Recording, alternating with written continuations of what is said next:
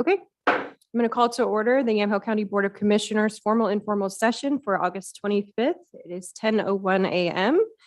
And Ken, would you lead us in the flag salute, please? I pledge allegiance to the flag of the United States of America and to the republic for which it stands, one nation, under God, indivisible, with liberty and justice for all. Thank you. Item C is a calendar session. Other than cruising McMinnville this weekend, I don't think we have anything to add. And then we do need to remove the session for next week. Uh-oh, what did I do? Did I call it something? No, I was just thinking, other than basically I'll be cruising McMinnville, I thought, well, we're not talking about our personal calendars. We're talking about corporate calendars here. So I thought, well, that's kind of odd. But anyway, just the way you said it. We're going to be cruising McMinnville this weekend. And then, yeah, so remove session next week. I think we did that. But then anything else to add? Nothing to add. No. Okay, item D is public comment. This time period is reserved for public comment on any topic other than an agenda item, a quasi judicial land use matter, or a topic scheduled for a public hearing. Do we have any public comment online or in the audience that is not regarding an agenda item? And if you're online, please raise your hand.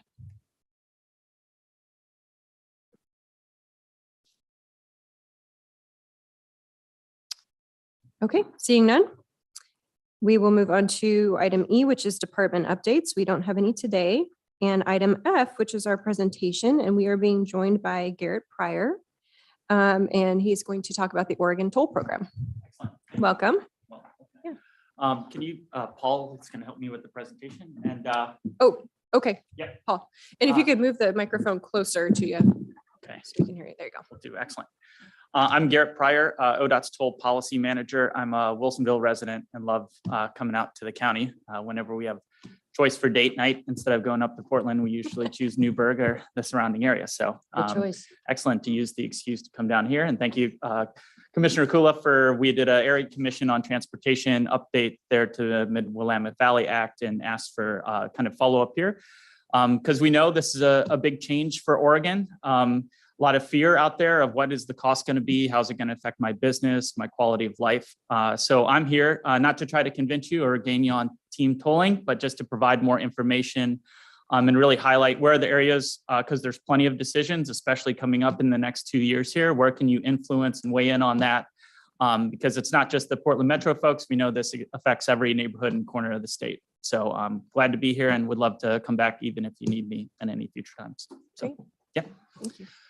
So Paul's going to bring up, I want to show like a 2.5-minute video. I think it does a great job of just explaining like what's happening and from my coworker, Hannah, who has a much less nasally voice than myself. So I think you'll enjoy it here. So, Paul, do you want to play the video?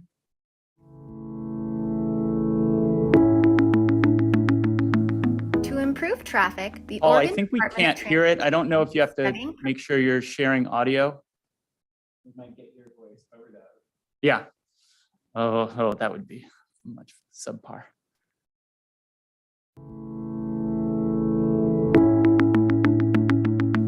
To improve traffic, the Oregon Department of Transportation is studying proposals for a variable rate toll, also called congestion pricing, on I-5 and I-205 in the Portland region. We've heard questions about what this means for I-205 and local roads. Analysis shows that tolling and investing in I-205 will significantly reduce congestion and improve reliability on I-205. Many drivers will see the tolled interstate provides a more reliable trip with reduced travel times and will choose to pay for that predictability. Less congestion can mean fewer hours spent on interstate travel, fewer emissions, and progress in meeting climate goals. With a toll, some drivers will choose to adjust their trip. For example, if you know the interstate will be backed up at 5 p.m., you may decide to delay your trip, change where you are going, take transit, or not make the trip at all.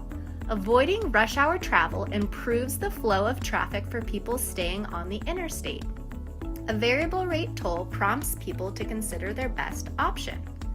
Some people are worried traffic will get worse on the side streets if drivers are looking to avoid a toll. We call this rerouting, which is a type of diversion. We already see this today as drivers are rerouting off the interstates to avoid congestion. If we do nothing, community impacts will continue to grow. The toll program wants to avoid causing neighborhood impacts. We're using computer models to predict what happens to traffic based on past observations, driver preferences, local roadway designs, development patterns, and time of day. At areas where drivers are predicted to use local roads and delay traffic enough to fail local standards of traffic flow, we will figure out how to fix the issue. For example, we could build a new turn lane, or change the timing of a traffic signal, or add bicycle and pedestrian improvements. We want to make sure you have the information about the tolling proposals under consideration. Please visit OregonTolling.org for the most up-to-date information. Excellent. Thanks, Paul. Next slide then. So that's a little bit of kind of snapshot into tolling. Tolling in the dark blue there is kind of the backbone of this larger ODOT. It used to be called mega projects. Now it's called the Urban Mobility Office. And it really stems from the that payroll tax that was passed back in 2017 to help fund all these billions of dollars basically of projects and investment in the Portland metro region. So this map is called the Urban Mobility Strategy, and it's a way of showing how ODOT's changing the way we do business. Instead of just chasing one project at a time, really looking at all these projects together, and not just the highway, the major bridges crossing the Columbia, Abernathy, and Boone Bridge, which are all planned for this.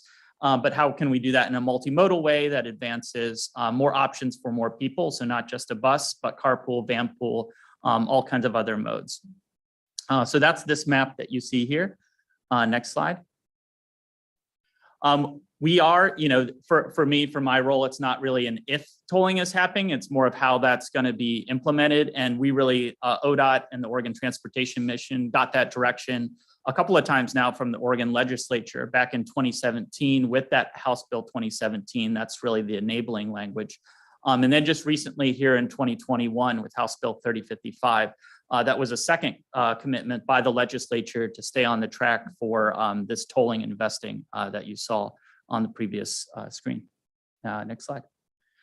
Just a reminder, this is kind of not your old, I lived a decade in Virginia and would scramble to find the coin to throw it in while this is all electronic tolling. Now it's even coordinated with the technology systems, really everything west of the Rocky Mountains. And so it's really meant to be that more modern operable system. Next slide. And then I did want to dive into one of the things as a toll policy manager, one of the three key policy areas I've been kind of instructed with is how are we going to address impacts to those experiencing low income? Those can be residents, travelers, but also we think about shift workers and others and small businesses who might not be able to change their time of day or who spend a lot of time on the highways getting around. So that's what I wanted to dive into here for a second, because that is a decision coming up to the Oregon Transportation Commission here pretty soon. So I would love to get your input on that today, but then I can also ask try to field any of the other tolling questions that you may have. Next slide. So we have an Equity and Mobility Advisory Committee that's really been working for the past few years to provide those different voices and perspectives that aren't normally involved in these transportation projects. And they've been a real leader in this report of not just providing their input, but connecting us to communities to really see how those impacts would occur to try to avoid and maybe even mitigate or advance equity. Next slide. So these are kind of the headlines of the reports on kind of where we're at now, that we would provide a sizable discount, whether that's a completely free trip or a deeply subsidized for people at 200% or lower of the federal poverty level. This is what we're seeing in, for example, like TriMet, the transit provider there in the region, has a reduced fare at that level.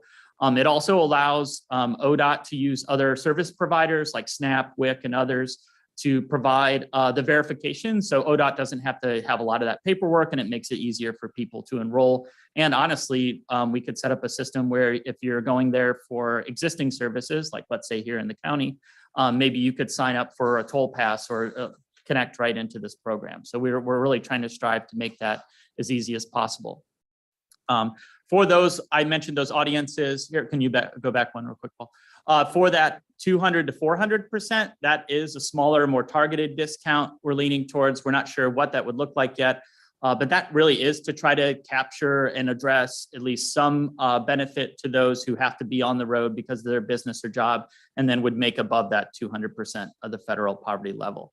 And so we're the difficulty with that is there's not a lot of other programs to verify. So we're looking into the third bullet point there, some type of self-certification or enrollment, again, that would make it easiest on ODOT to administer, but then also people to sign up for. And there are some programs around the nation around like almost like self-attestation or self-certification. So we're kind of further looking into that with the idea of what kind of auditing or monitoring can you build in if somebody is trying to abuse the system or that discount. Next slide. So I threw some percentages and federal poverty level. What does that actually mean? For Oregon there, we looked at for a family of four, 200% of the federal poverty level is $55,500 for your entire household. So that just shows you how low the federal poverty level even is with that doubled. And then 111,000 for 400%. We are kind of further looking at, so if you provide these discounts, how many people does that incentivize or disincentivize driving? We have some of those analysis still to do, but we are finding that people of all incomes drive at all times, but during the peak hours, that like 4 to 6 p.m. or 7 to 9 a.m., we actually see pretty low concentration of low income drivers. It is predominantly middle and upper income drivers. And so therefore the economic impact to the amount of people we're seeing is a pretty small percentage as far as the mix, but we have more work to do on that. Next slide. When we look around at what have other tolling programs done in the nation for low income, it's pretty underwhelming, I would say, and enrollment is extremely small. So we want to do much better than that and really be kind of an industry leader we see here. Some other states, California and now Colorado, are starting to catch up and offering a little more robust program. But a key part of the report is not just what money would you provide, but how can people actually access it? And so here are some things around free transponders, providing a cash-based option. This would not just be for people who are low income, but we know a lot of people have concerns about what is ODOT going to do with my information or privacy concerns or setting up a bank account. So cash-based options can be available. Extensive marketing, promotion, engagement, trying to reach out to, again, all people in the state and get this in place before tolling begins. And then we do, if you might have heard of like horror stories from Northern Virginia where the toll rates spiked to like $60 a day, that type of thing, that's not the system we're approaching. So we do want to make sure signage and others that you know the toll rate before you get on the roadway, so you're not surprised by that. Next slide. So one more slide here. So these are the questions I'd love to queue up for today. But again, of those kind of walkthrough of that low income program, are there things you like about that? Are you things that you don't like or think should be changed? Or is there something I totally missed that I didn't cover? But with that, I think that's my presentation. I would love to hear what y'all have to say. Thanks, Thank you. Barrett. Thank you very much. So one of the things that really has always amazed me about this conversation is that we don't actually know what the proposed tolls are. And that's not true. ODOT knows exactly what they need to be in order to fund some of these projects. So what are you telling people when they say, what's our starting point? Sure, definitely. So I wish I had a slide I'd show you. So these, we have two toll projects progressing. And we don't actually know the revenue numbers yet because we have to get into what's called the National Environmental Policy Act, or this deeper environmental review to really run traffic and revenue analysis numbers.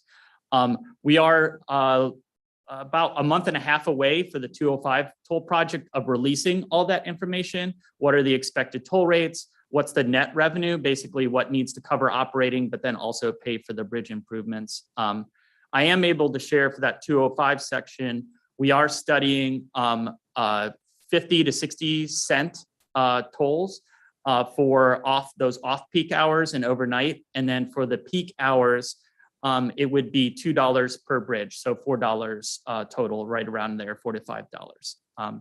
But that is, I agree with you. That's concerning, not able to have that information to more robustly share. So $2 per trip. So if you're a commuter, it'd be $4 a day. So it's actually, it would be tolled on two bridges, the Abernathy and Tualatin Bridge for just that 205 section. So it would be $4 if you went all the way through it. So $8 a day. If you're traveling at those peak hours, 7 to 9 a.m., 4 to 6 p.m. So that's almost $250 a month if you're a commuter per driver. Mhm. And this is, you didn't set up the system, so we're not coming down on you, but this is going to be a shock to Oregonians. We are not used to tolls. Washington, Washington has tolls up near Seattle across the bridge. But even California, when we travel down to California, a toll gets you an expressway.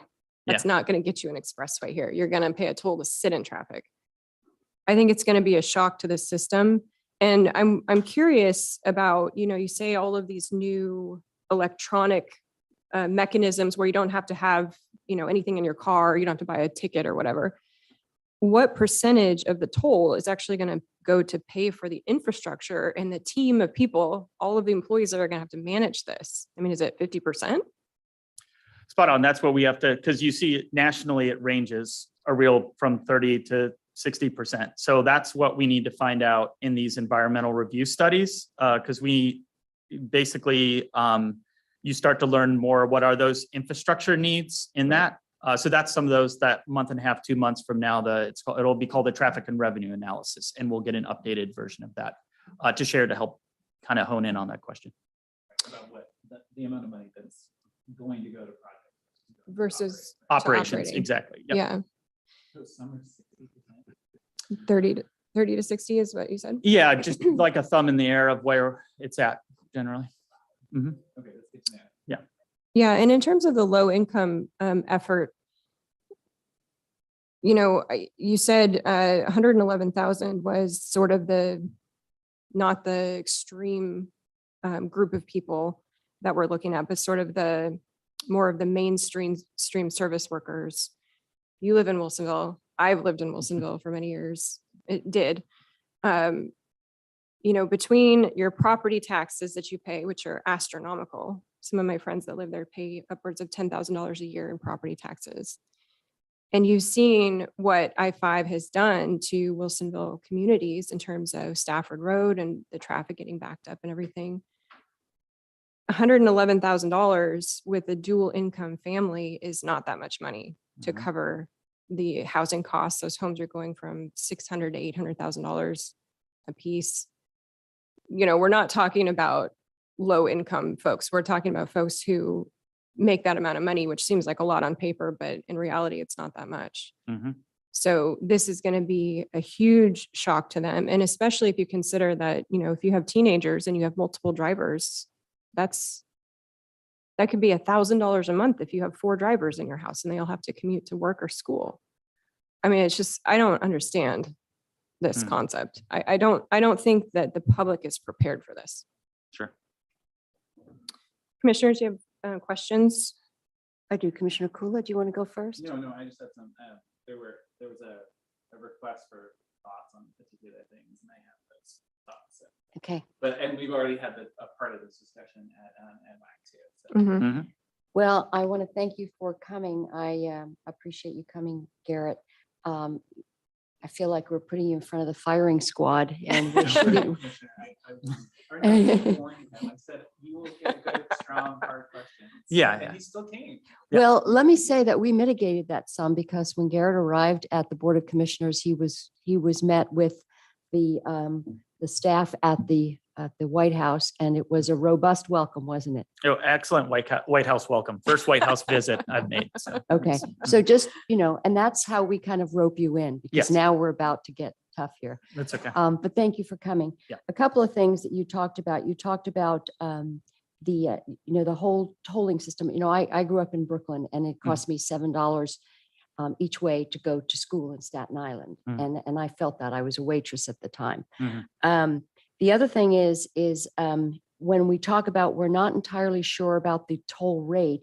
I've watched it go from 25 cents for me to get across the bridge to $7. We know tolls don't go down. And despite what they say, once they've paid for a project, they don't go away. I've never seen a toll go away. Everywhere I ever went, my whole adult life in New York, New Jersey, Staten Island, or any of those was a toll, a toll, a toll. You have the electronic system, which basically, not to be disparaging, but the state of Oregon is definitely a track record of not being very good with other people's data. So now you're giving them banking information, you're giving them all the privacy information, and we now have a database of who went where when. This is of concern. Yes, there's a cash option, but that is a little bit cumbersome. You talk about we're talking about the impacts on low income.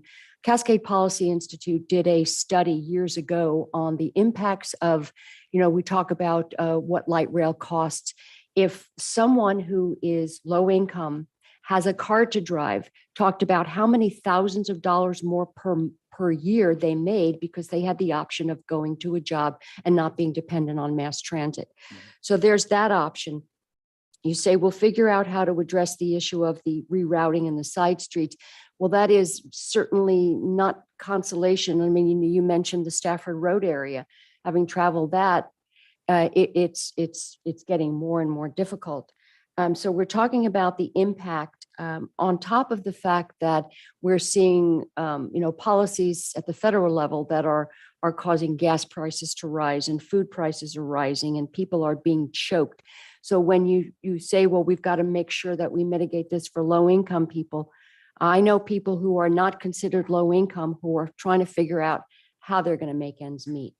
The other thing is ODOT, and it seems to be this sort of international war on the car, despite the fact that it gives us more mobility and more options economically, everything but building out capacity on highways and roads so that we have more capacity for people to have more options. We're trying to constrict that, take away these options. We talk about multimodal. The fact of the matter is people are not going to ride their bikes and they're not going to walk to work. They're going to get in their car and they're going to go. And if they have a 9-to-5 job, what are they going to do when they've got kids at home? Sit and wait for it to be an off-peak hour. So we really need to look at when you talk about a discount for subsidized trips, we're seeing this overall where we're trying to focus on this equity concept. The equity concept really does take from one group of people, give to another group of people to pay for things. We're seeing it in every facet of government and what taxpayers are providing it. We just heard about it with the student loans. It took me 10 years to pay mine off, so that's a sore spot for me today. So that being said, I think that we need to stop, and ODOT needs to stop with the class warfare. You make too much to get any kind of help, but it's going to kill you at the end of the month when you're paying $8 just to get through a little stretch. So this is the kind of stuff that I think we need to look at. And I think we need to fight back hard before it's a reality for people who are already struggling. If you could take that back to the folks in command and control, I know some people would appreciate it. And thank you for coming. We're still happy you're here. Oh, definitely. Yeah. Do you want to do any comments? Because I have some questions that were formulated from Yeah, just real quick. comments. So, yeah. because there's some opportunities to weigh in on the rules around some of the things you just said. So, right now there's an Oregon Highway Plan toll amendment. And so it's setting up the policies for what's the monitoring, the future adjustments, do tolls go away or not? I agree. I don't know. I haven't seen a lot of examples where they do go away, but we have, there used to be a toll on the Columbia River crossing. There used to be a bridge here in Oregon and now that went away. So it's not I would say it's not the majority of what happens, but it's out there. And this policy amendment that's going forward now helps set the rules and guidance to ODOT for what should those future decisions factor in and what should ODOT look at. So it's not a set it and forget it toll system, and that we're kind of looking at it and revising it based on those impacts. So that's happening now. And then just starting in a few months, we'll be looking at the rules around data privacy and oversight. And there are some existing rules now around limiting ODOT's ability and that to like capture some of that bank information and others that you would that are concerned, not just from yourself, but others that I've heard. So there will be some opportunities to dive into and influence that coming up soon. Thank you. So how do we offer input now? So this is excellent. Paul's taking notes. I'm going to send these back. I'll also send a link to some of the things I'm mentioning around like the low income toll report or that Oregon Highway Plan amendment. And then signing up through our website, that OregonTolling.com, to get notifications whenever new decisions and things are coming to the forefront. Okay. And yeah, I'm very familiar with that Cascade report. It was pretty fascinating. If you haven't read it, I would encourage you to read it. It talks about how the automobile has really sort of introduced this mechanism for pulling people out of generational poverty because they have access to things that they didn't have access to before. But ironically, Cascade is not anti-tolling. They are fine with tolls so long as they're a user fee, meaning you have some specific benefit for what you're paying for and you have a choice not to use it. If you don't have a choice, then it's not necessarily like a user benefit type of mechanism. So Yep. Can you, Commissioner Kula. oh yeah, no, can you clarify, sorry, how would one not pay the fee? Are you suggesting it's like out of the goodness of my heart? No. It's Toll or- it would be an 'cause I'm like- expressway. Like I'm going to pay $10 so I can get from Wilsonville to Portland in Mhm. 15 minutes. And I know I can get there in 15 minutes because it's an expressway versus Is that the taking option that yeah, I versus see what you taking the mean. normal freeway. Yeah. Where I don't have to pay a toll. Right. In discussions and along those lines, in discussions that folks had after MWAC, and then kind of an ongoing like COG, we've had these conversations, is actually around that the user fee versus. So and traditionally ODOT has been very proud of, we have a user fee that the user pays. Are you willing to dive into the philosophy of that or the reality of it? That is it a user fee? Because it does seem like slightly disconnected from user fee because it's paying bondholders. I'm trying to follow where you're going there. I mean, because it is, you pay for the roadway that you use and those improvements that where you drive over, they're paid by the fees that you go into. Now, I think Commissioner bringing up a good point about like, where's the money spent on that? We have a very strong contingent that wants it to go to no highway capacity whatsoever and only to transit multimodal. And then we have folks who want to see just the wider bridges and the roadway capacity to provide that. I actually honestly feel like what we're hearing from our equity committee is somewhere in the middle, if not understanding and maybe pushing back a little bit on that the bus will solve all and that cars really are needed to reach those jobs. So that's the mix of what's still to be decided. So I would say it still is a user fee. You're paying for the experience. I think what that experience is still to be determined and kind of worked out. Right, that makes sense. And surface streets that are clogged are essentially an option, right? So you in some ways, as you had mentioned, it was the person with the different voice about modeling, showing like what the experience is of paying the higher price and going at the higher price time, being the potentially the better experience for driving, right? I mean that's the reality of it, is that if side streets are clogged, the road's going to be the place, right? Yeah, because we're doing the modeling based off of you do nothing and you exist what the highway is today, and the backup on the Stafford roads and the others continue to get worse 30 years in the future versus the toll and invest. Because as far as ODOT, we have received no other direction from how else are you going to pay for the billions of dollars of investment that are there. And that tolling is not the sole solver of all that, but it's a key piece in growing the dollar to be able to do that.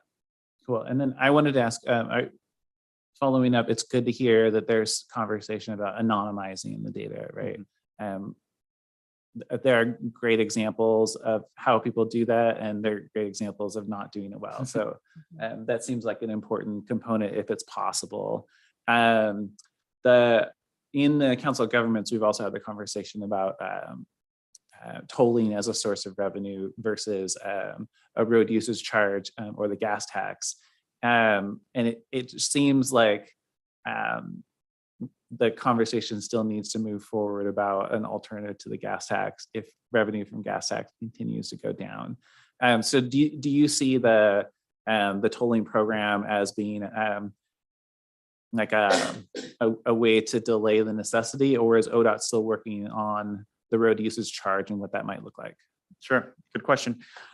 So we definitely are working on, based on that 2017 legislative direction, to implement tolling as soon as possible to get those major infrastructure investments. At the same time, we also are pursuing the road usage charge. And I would say in the future, there will be some type of like adjustment and alignment between the two. I think for your road user charge, it really is looked at as that gas tax replacement or that conversation. But once that is in place, I think you'll then reevaluate the cumulative cost to the system of what people are paying. So we can look at road usage and tolling, but that's more so kind of a future conversation. Right, because it makes sense. If you don't have enough money in gas tax in this existing world, household to 2017 and 3055 are will we still need to do these projects? Yeah. It's the source of revenue, but if you're looking at a long-term sustainable, perhaps the tolling is something that can get phased out if we do it well, right? Yeah. It'll be all of us deciding how the road usage charge works. And the one thing I wanted to highlight is it seems like it would be valuable to, I don't know how the transponder works, but we all, everybody who drives has a driver's license, gets correspondence from DMV. So hopefully there can be an auto, that we don't all have to opt in, because as you noted, in a lot of places, there's a program and families aren't participating in it because it's hard to reach people. Yep.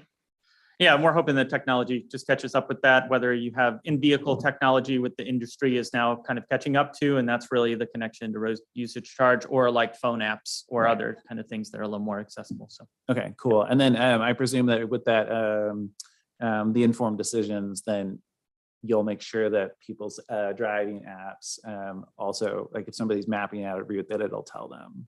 Yeah. That there'll be a charge if you go on this. Yes, yeah, Okay. that's factored into the modeling work. Super. Yep. So ODOT's going to know where we are at all times. Well, That's I don't know if comforting. that will.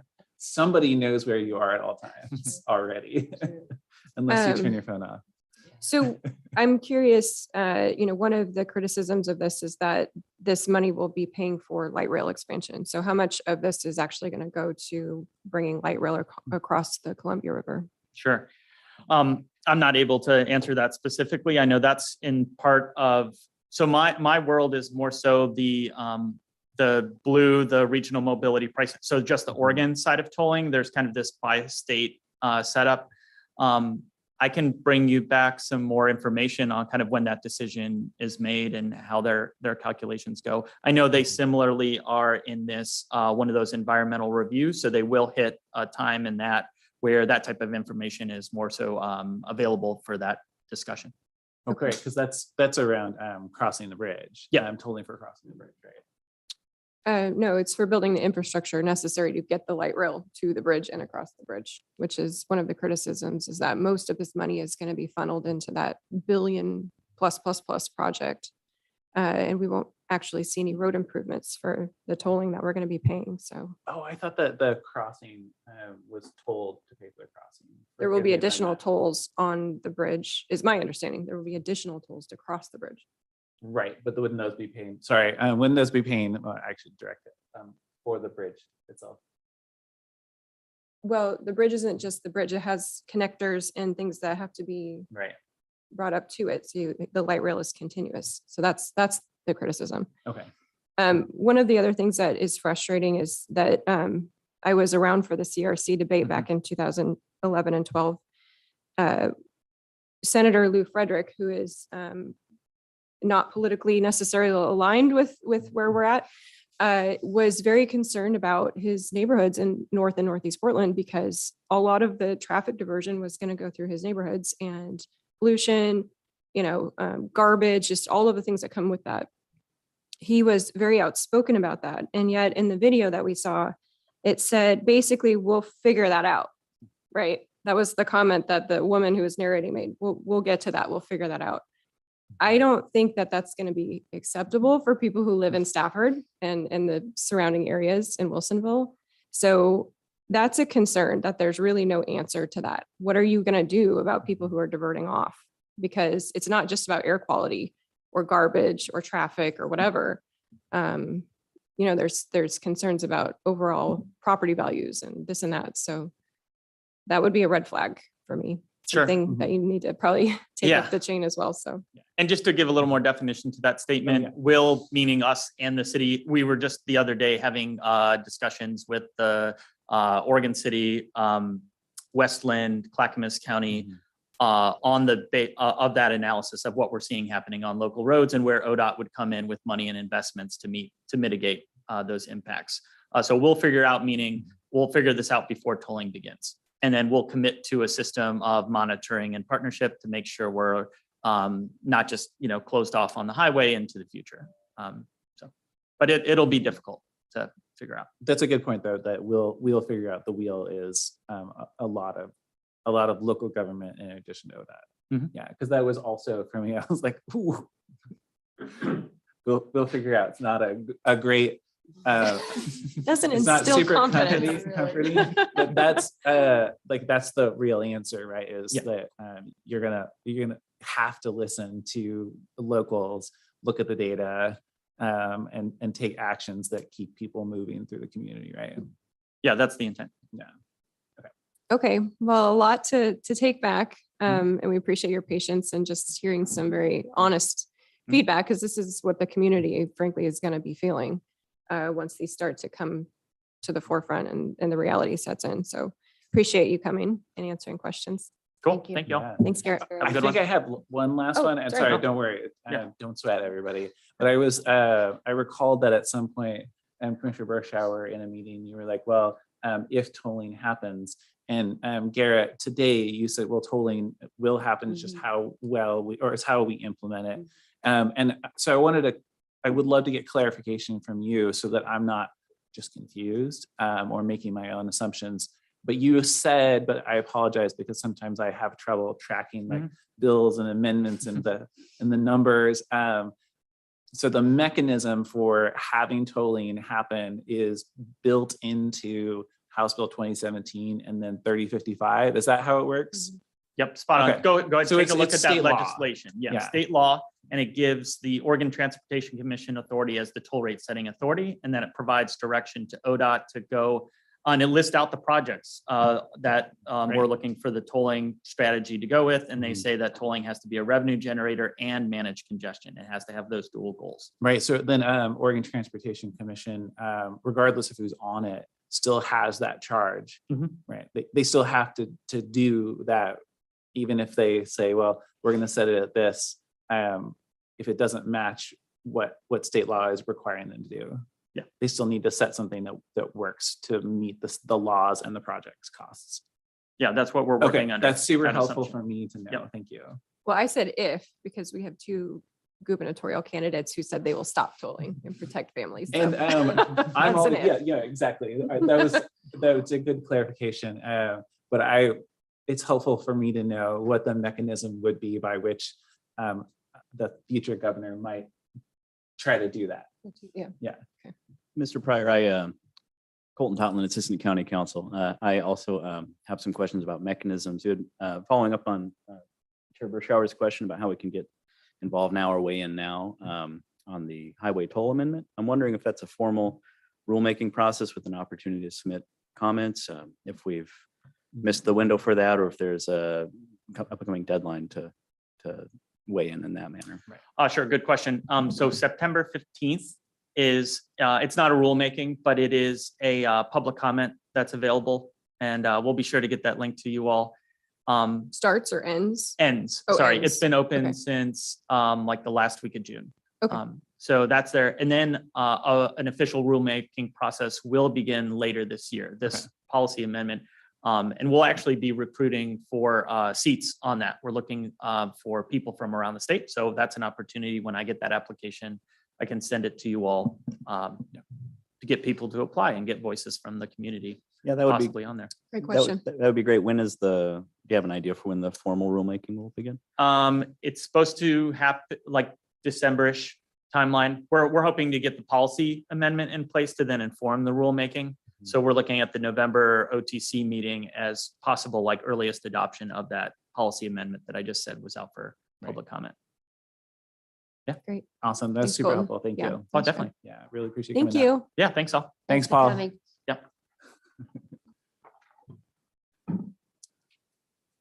Okay. Okay, so that brings us to item G, which is our work session.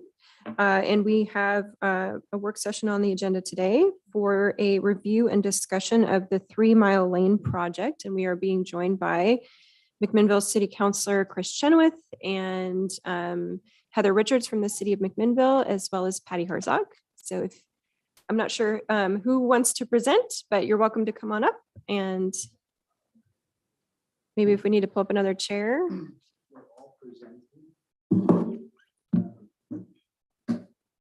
Yeah, that's I can get us on Zoom. And then you can screen share from Zoom. great. Sure.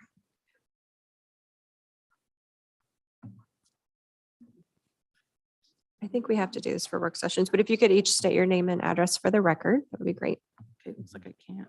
I need internet as well. My name is Heather Richards. I'm the Community Development Director for the City of McMinnville, and it's good to see you all in person after several years.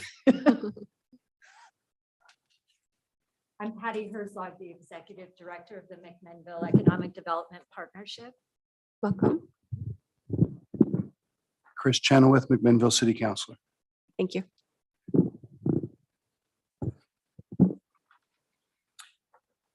So I'll sort of set the stage as we're getting set up into Zoom. We want to provide you with a presentation because there's a lot of visuals, but we're going to bring to you today a discussion of the 3 Mile Lane area plan that's been underway in McMinnville for the past 4 years. And it's been a really active dialogue, probably for the past year at both our Planning Commission and our City Council.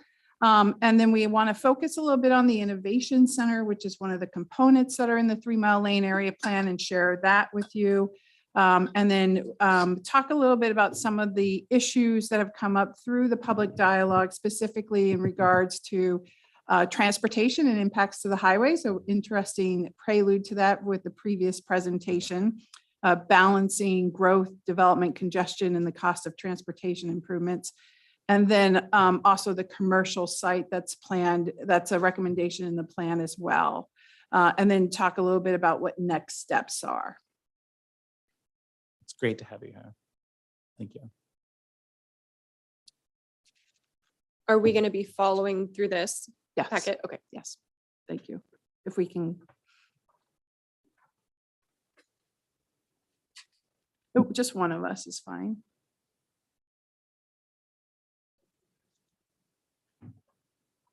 My computer will probably die.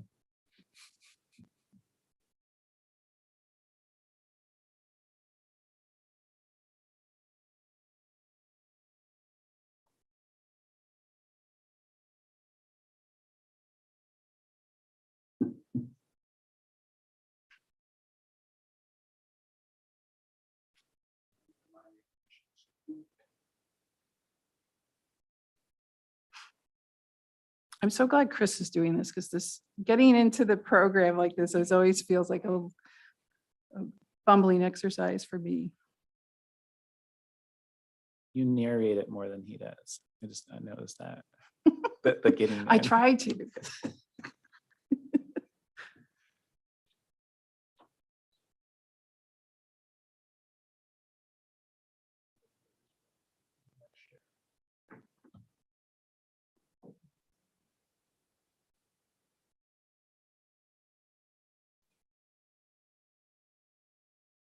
Thanks for your kindness. Oh, you should have seen when he came to. I wanted to know. It was epic. What did you do to him? Are there photos? Is there evidence? Ask Jody, Carolina, and Megan I will. and Carolina. It was great. No, that's not the presentation.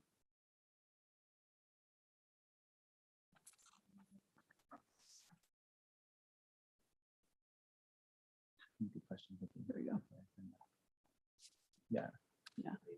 Can I maneuver? You'll want to get to the. Thank you.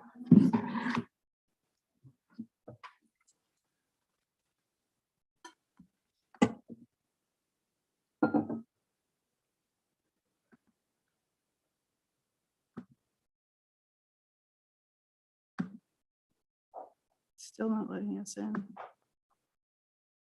I can load it up on mine if someone gets me on internet. Totally.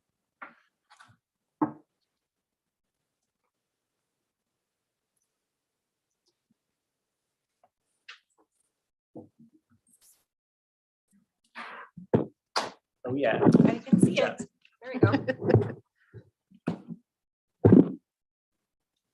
Okay, I'm sorry about that. And just as a little, Let's mute you. it's muted, right?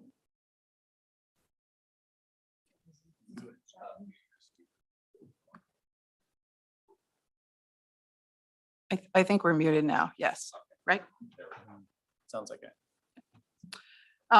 So a little aside, Garrett, I interviewed Garrett to bring to the city of McMinnville about 4 years ago when he was making his move to Oregon. We weren't successful, but it was so great to see him present, and he is coming to McMinnville in different ways. So that's good to see. And Garrett, if you're listening, we would still love to have you here as a member of our team. About those tolls. Yeah, Yeah. that's right. You wouldn't have to talk about tolls. We have other plans going on. So anyways, the 3 Mile Lane area plan, the study area is about 1,340 acres of land. And I think that's important because as we go through this, we're going to focus on some smaller components of it. And there's always been the question of why are those smaller components not moving the dial so much? And it's relativity really. But in terms of the 1,300 acres of land, this is land that's located in the south eastern quadrant of McMinnville. It's separated from the downtown area and the residential neighborhoods by the Yamhill River Bridge. And there's a lot of vacant land there. So about 4 years ago, in a land that's constrained with land supply, we asked the question of, how can this area best serve McMinnville moving forward in terms of the McMinnville's needs? And we were looking at a study time of 2021 to 2041. We work in 20-year intervals. And then we asked the question, does the current comprehensive plan actually support that vision? Do we have the foundational documents to enable that to happen? And then how does that vision actually impact the state and local transportation system? Because the frontage is on both the north and south side of Highway 18 as it rolls through McMinnville, and it's about a 3.5 mile length of highway. There's been a lot of confusion of we don't want to see that land developed. It's not a question of whether, and a lot of people ask the question of it's farmland. Are we talking about bringing it into the city? No, it's already in the city. It's been in the city for 40 years now. It's zoned for development. So it's not a question of if it will develop. It's really a question of how it will develop in terms of serving the community. The plan itself is a 50-page document. It has 5 appendices that has all the sort of informative and data information that inform the document. And the consideration in front of City Council is to adopt the plan as a supplemental document to our comprehensive plan. So what that means is we're not actually changing the map with this action. What we're saying is this is our community vision for moving forward. And we will subsequently take additional steps to do the things that we need to do to ensure that that vision does move forward with comprehensive plan map amendments and things of that nature. What is an area plan? It's not a typical thing done here in Yamhill County. And so there's been some confusion about that too. It's a really high level guidance document. It's a community vision and it's developed by community members. And then we'll go into public facility planning and other types of planning to support that community vision and move it forward. But this was a project that was funded with a Transportation Growth Management grant from ODOT. ODOT led the project for us.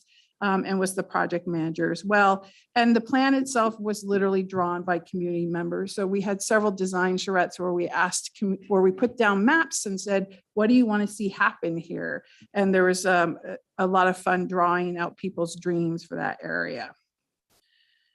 There's been question of public engagement. There's been a lot of public engagement throughout this process. We did start before COVID. We continued through COVID, and now after COVID, we're going through the adoption process. So it's been a little awkward along the way, but we have had a lot of public engagement as we've gone through this. There's been hundreds of hours of community volunteer time put into this plan, hundreds of hours of technical expertise. We had a technical advisory committee comprised of about 7 different ODOT staff, city staff, and our consultants. And throughout the process, every time we were in a decision-making milestone, we went back into the public with open houses or surveys or town halls and said, does this make sense? Is this where we want to go? The plan has 5 goals. There's a goal for economic development. There's a goal to have a cohesive land uses out there. Right now, they're a little disparate. There's a lot of different things happening, and they're just sort of been nudged in there, and there's not a lot of cohesiveness. There's a goal for transportation, so to enhance multimodal connections, but also protect the existing system. There's a goal for aesthetics and design. It is the gateway to McMinnville. There are a lot of people who pass by McMinnville on Highway 18, but don't actually come into McMinnville because they don't see how special it is by what's out there. And we'd like to really say, this is McMinnville, when we'd like you to stop by. And then it's also a goal for residential quality of life. There's a lot of neighborhoods in that area. The goals are not in priority order. All are considered equal goals. So what came out of this process was a land use vision for this area for serving some of McMinnville's for future needs for the next 20 years. There is affordable housing in this plan identified. There are several areas on the western side of the study area for high density housing. That's a very deliberate, that's where we feel we don't want to put high density housing adjacent to the airport because of noise issues and other incompatible issues. And we felt that that would be a good area for it. And it's also adjacent to the hospital. There's also an area in here that's really dedicated to good jobs. And when we talk about good jobs in McMinnville, we're not just talking about pay, but we're talking about, businesses that have a community corporate culture, who want to participate in the community and also have the ability for upward mobility for our employees as well. That is our innovation center that we're going to talk a little bit about in more in depth. It's an industrial campus. It's 140 to 160 acres of undeveloped land. It's adjacent to the airport with access to Highway 18. There's also a discussion in this plan about more commercial options. There's a recommendation for what we call a mixed-use town center. That's a classification in the retail world. It doesn't mean we're building a new downtown. It's just the type of development that occurs. This is a walkable retail center with a recommendation for a couple of anchor tenants and then several additional tenants in a grid pattern that you would normally see in a downtown area. So not a sort of big retail center with vast parking lots. And then there's also a component in there for expanding the healthcare campus around the hospital. With baby boomers aging out, we know that that's going to be an expanding industry and need for more space to build out those services in our community, and adjacency to the hospital is critical for that. So we wanted to identify that. There's a lot of discussion in here about open spaces, trails, bike ped connectivity to parks and amenities. This study area is bookended by 2 beautiful community parks in McMinnville, Joe Dancer Park and the Airport Park. And we wanted to create connectivity to those parks for both the employees and residents of the study area. And lastly, there's a discussion about tourism. There is already one of the largest attractors for tourism in the study area with the Evergreen Museum campus and the Wings and Water Park. And so we wanted to continue to build on that as well. Though for this presentation, we want to focus in a little bit on the Innovation Center site and share that with you. We're excited about it. It's gaining a lot of statewide notice as well. And it's something that we feel that it would be a great partnership with Yamhill County. McMinnville is seen as sort of the regional employee hub. We import employees for jobs here in McMinnville. We serve that purpose for the county. And so we see this as sort of the next legacy of economic development in McMinnville and are really excited about it. It is 140 to 160 acres. It spans the very southern side of the study area, and it looks out on both mountain sheds and river sheds as well. The site itself is already zoned industrial. It's flat. It's adjacent to the McMinnville Municipal Park and McMinnville Municipal Airport and the Galen McBee Park. It does have access to Oregon Highway 18, and it has those stunning views of both the Yamhill River Riparian Corridor and the Oregon Mountains. It's a great site. It has some problems though, because it's adjacent to Highway 18. To bring infrastructure to support it in terms of development, it's very, very expensive. So there's good and bad about being adjacent to Highway 18. The good part is access and visibility. The bad part is, because we want to protect the mobility of Highway 18, transportation improvements on the local side to protect that mobility on the state highway are very, very expensive. And so it's very unique to find an industrial site that's developed that's adjacent to an expressway because of the costs associated with that. Typically, you'll see something else in front of it that has been able to carry those costs, and the industrial is behind that. Industrial development doesn't have the margin that commercial development has in terms of business plans and the ability to lease to tenants. And so it can't carry those types of infrastructure costs. So some of that was part of the discussion that occurred during our 3 Mile Lane area planning process. This land has been in the city for 40 years now. It's been zoned industrial for 40 years. I've been here for 6 years, and in that time I've toured a lot of industrial developers on that site. And before we even get into discussion of being able to support it with workforce or other types of more intricate discussions, we typically are taken out of the running because of the cost of the infrastructure to develop that site. So this plan is trying to overcome that as well. And so with that, I'm going to turn it over to Patty and Chris to talk through what that innovation center is.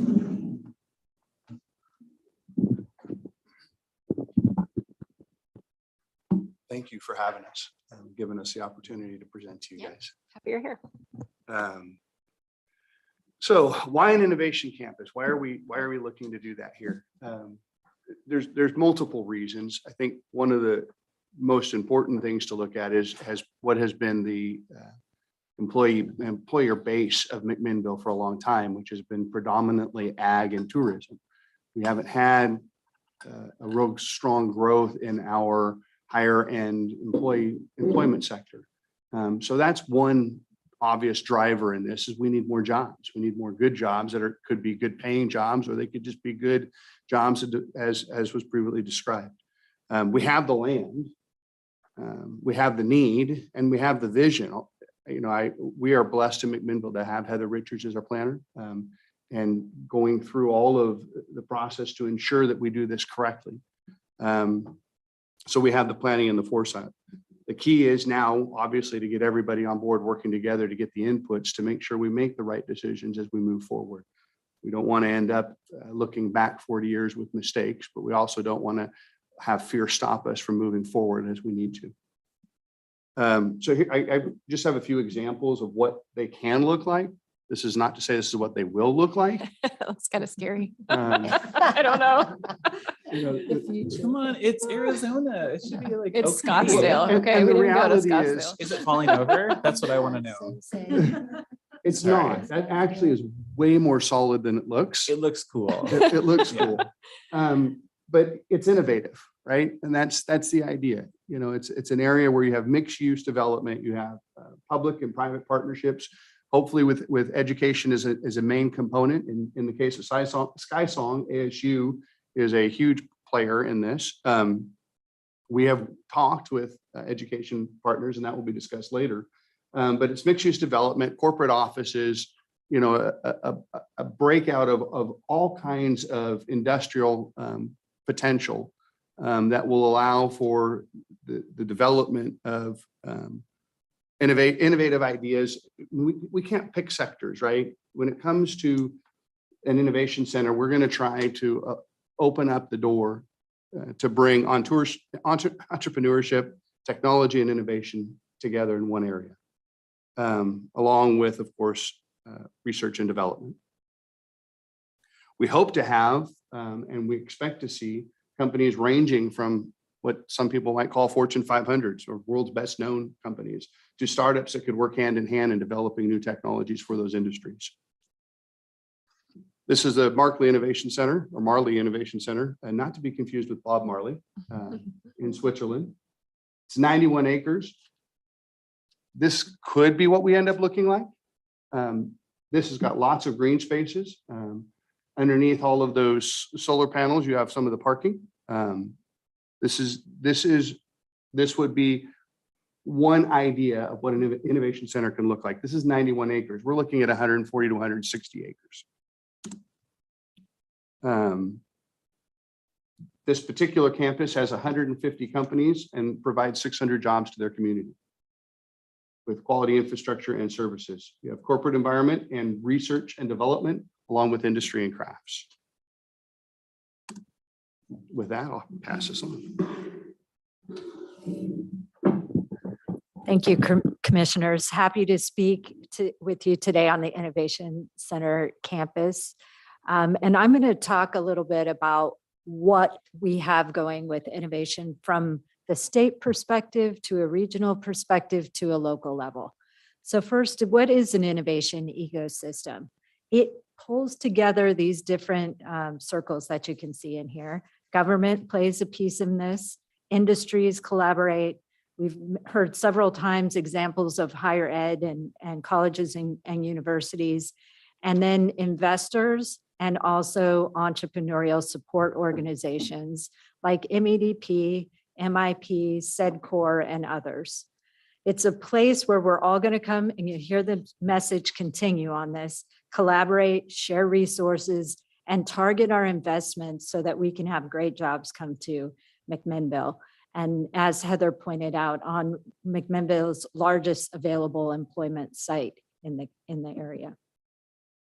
From a state level, the state's put together the 10-year innovation plan, and it focuses in these 4 areas. The one that I'm going to speak to mostly today is around strengthening ecosystems, and the plan's available online. You can check that out if you want more detail on it. So our Innovation Center really fits within this second strategy of strengthening the ecosystem. And Business Oregon has come out with developing these regional innovation hub designations. So this planning process went through and applications were accepted or letters of intent were submitted up until May 31st. And so we got together with our regional partners at SEDCOR and decided it makes sense for them to be the lead applicant on this. And they submitted a letter to help designate our area as a regional innovation hub. I want to be real careful here. We've got a lot of territory to look at in the 3-county region of SEDCOR, and McMinnville's Innovation Center concept is one of the ideas on the table. It's a very strong contender, and there's a lot of strengths that we have, but it's one idea in the mix. So the good news is SEDCOR was successful in receiving a $140,000 planning grant from Business Oregon to move forward with the process of developing what an innovation hub can look like, how that connects to other resources. And I know it's small print, so sorry for this, but that's a list of all the partners that are involved in working with SEDCOR on this regional planning grant. The ones that are in bold on this list, those are the core members for this planning grant process. But you can notice some of the usual partners are involved in this. You've got Linfield University, Willamette Workforce Partnership, MEDP, Chemeketa, and others.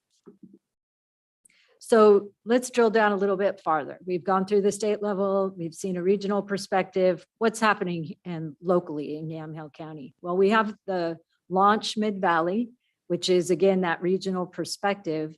But what we do in each of our in each of our communities, in each of our counties, is we host entrepreneurial events. So entrepreneurship, and I know a couple of our commissioners have experience in this realm, it can be a very lonely process. So how do we gather entrepreneurs together to help support them? MEDP has had a Boss Ladies Day. We've had, just last night, we had a happy hour at the grain station to pull entrepreneurs together, give them the support that they need to be successful. And the Coffee Club for Startups, those happen monthly too. MEDP also is supporting this effort. The Tech Tour has been going on for a number of years. You can check that out on the website. There's a list of very innovative companies that are operating here. And also, as Councilor Chenoweth had wrote a Viewpoints article, this year's edition of the Made in Yamhill edition is all focused on innovation and the innovative companies that are already working here in Yamhill County. It also is a part of the MacTown 2032 Economic Development Strategy that was adopted in March of 2019 by the City of McMinnville. It focuses on those 3 goals and strategies to create, again, those living wage jobs in a variety of different industry sectors. Also helping with the economic mobility and inclusion. So we're getting all of our members of our communities engaged and involved in the process. At the same time, we want to maintain our high quality of life. We all know why we're here and the great opportunities that we have, and we want to hang on to that too. So in those targeted sector goals, there are 5 goals that fall out of that. And just to focus again and not to spend too much time on it, but foster opportunities in technology and entrepreneurship is a key piece of how the Innovation Center fits into this process. McMinnville also has an Economic Vitality Leadership Council, and the Innovation Center has been on their priority list of projects for a number of years now.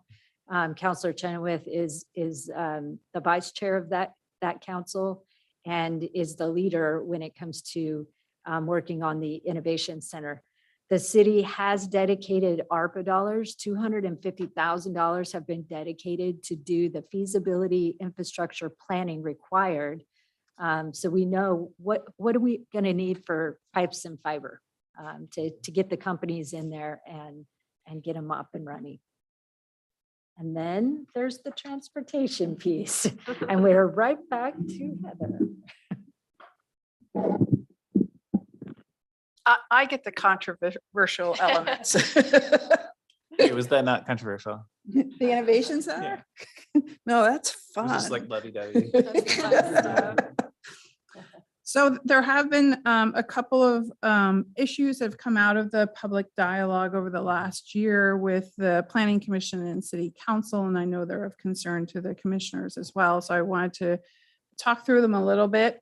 And one of them is transportation. There's a lot of concerns about what the 3 mile lane area plan does to the state system, mostly in terms of its functionality.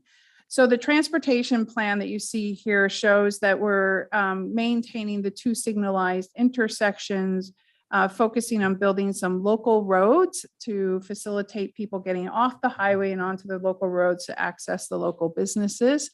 And then looking at an improvement at Cirrus Avenue of a traffic signal or a roundabout. That's the overall plan for this. What I wanted to share with you is that this 3 mile lane area plan maintains Highway 18 as a state expressway and a freight route. Those are the 2 classifications for it. It meets the Oregon Highway Plan mobility and access standards. It follows the 1996 Oregon Highway 18 corridor refinement plan. It optimizes those 2 signal intersections that exist out there today. When we started this public dialogue, there was some confusion. People thought they were new signalized intersections. They exist today.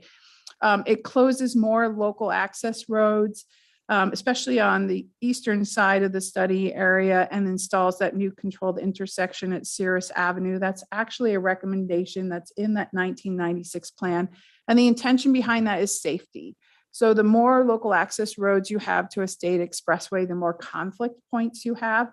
And so the overall goal in McMinnville for the last 40 years for this particular corridor is to, over time, eliminate those local access points and put in these controlled intersections so that when people are accessing the highway, it's in a controlled way.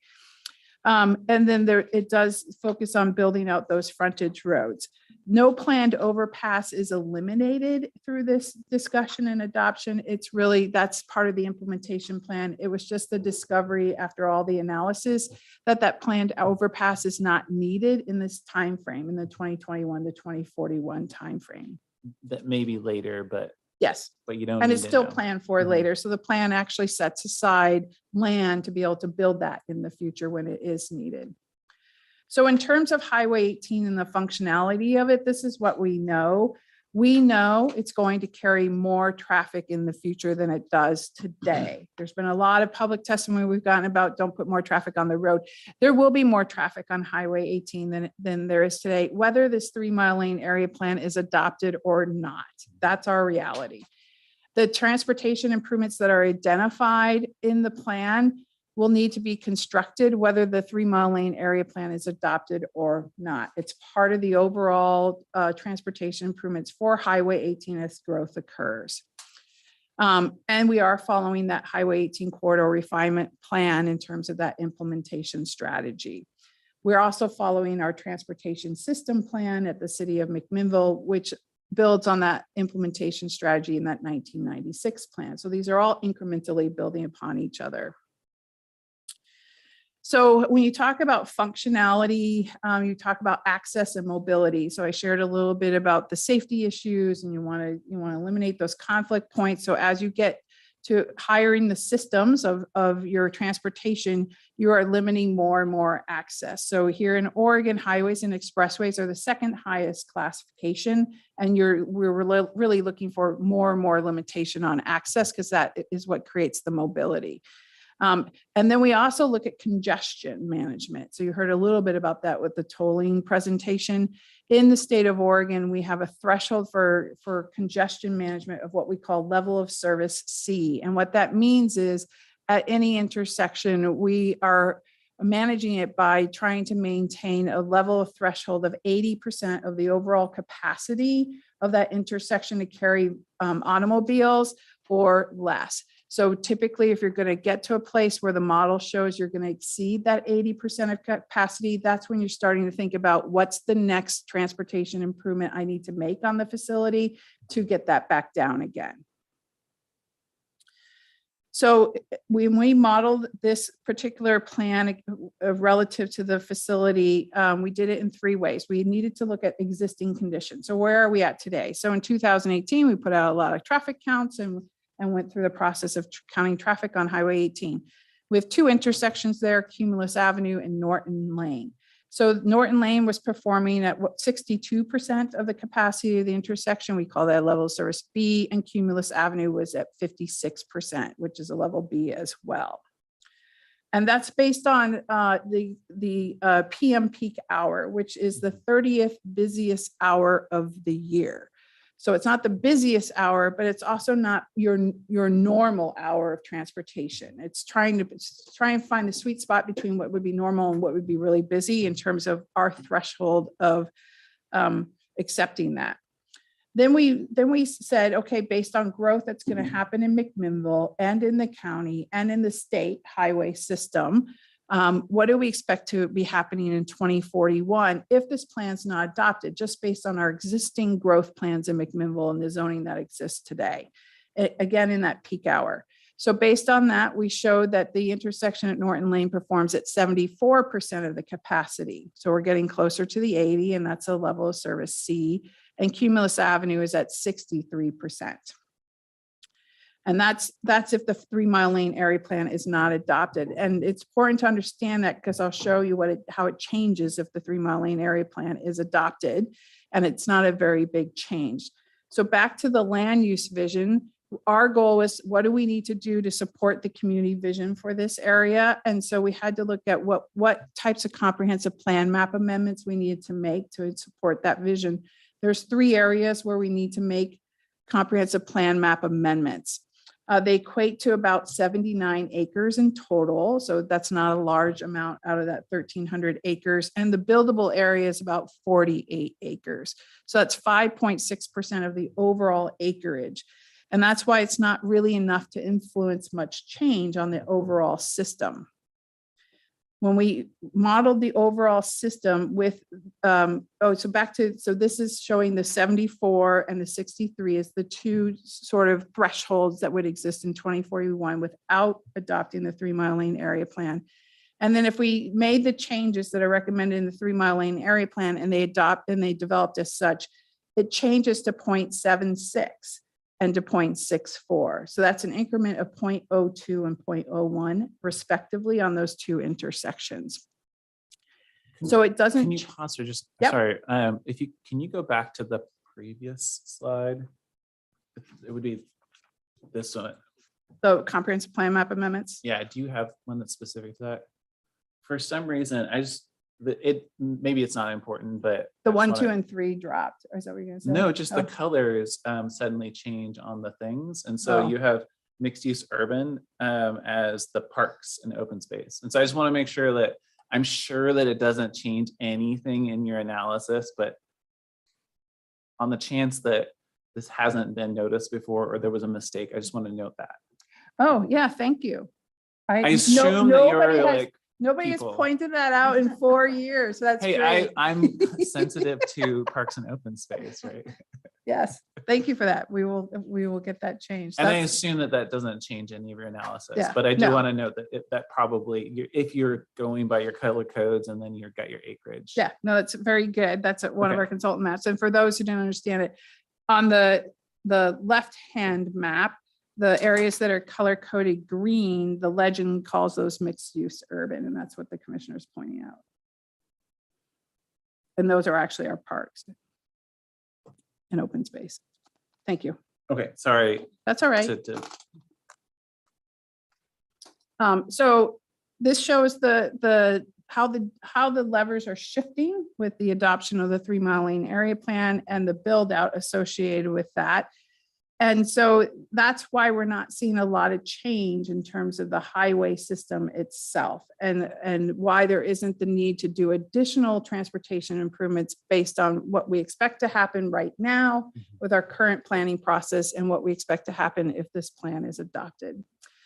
There's been a lot of discussion about the Highway 18 corridor refinement plan, and I know there's a previous commissioner who has provided testimony with his concerns relative to that. So I wanted to take some time and walk through that a little bit.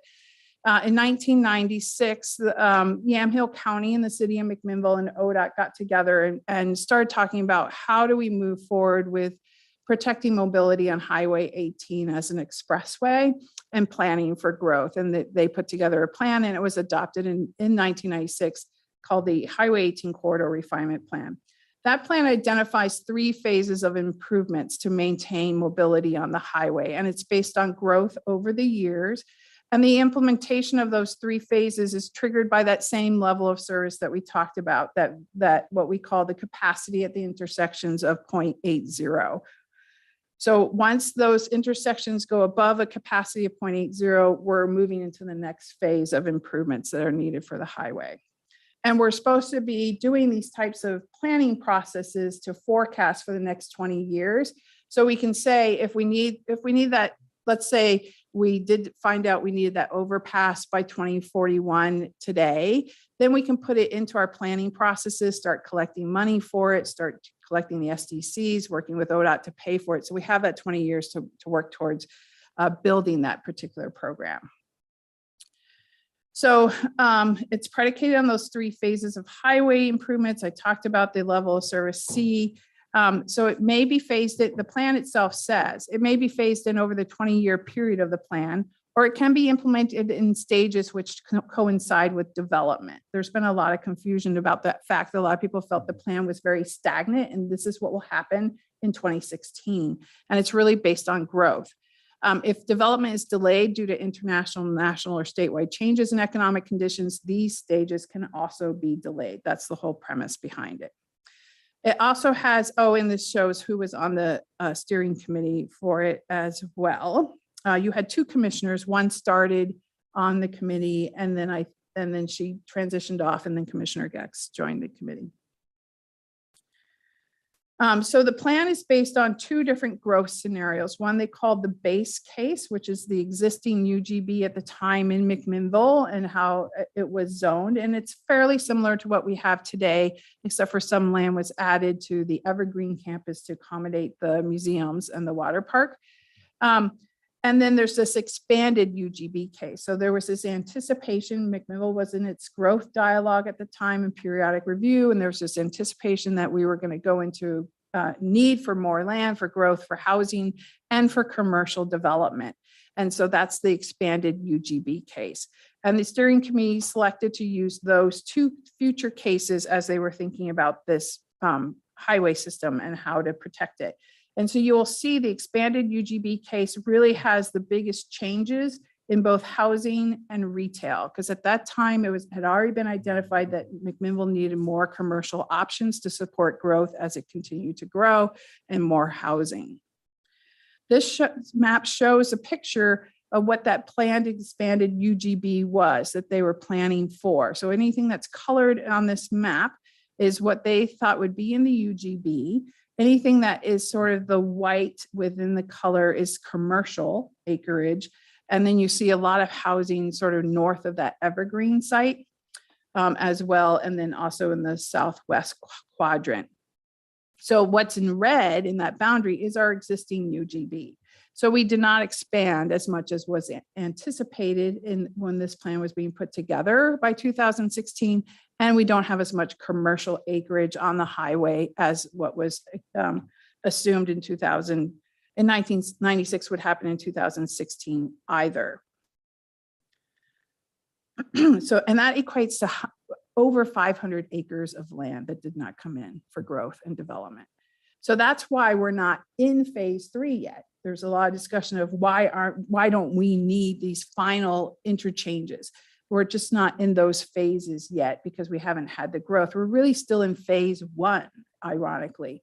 So in the phased implementation plan, it talks about phase 1, phase 2, phase 3. The final plan for Highway 18 as it rolls through McMinnville is to shut down the connection at Norton Lane, where you get off the highway to get to the hospital or to get to the cinema on either side. The intention is to shut down that intersection and to build an interchange at Cumulus Avenue, which is where you would get off the highway to go to the museums.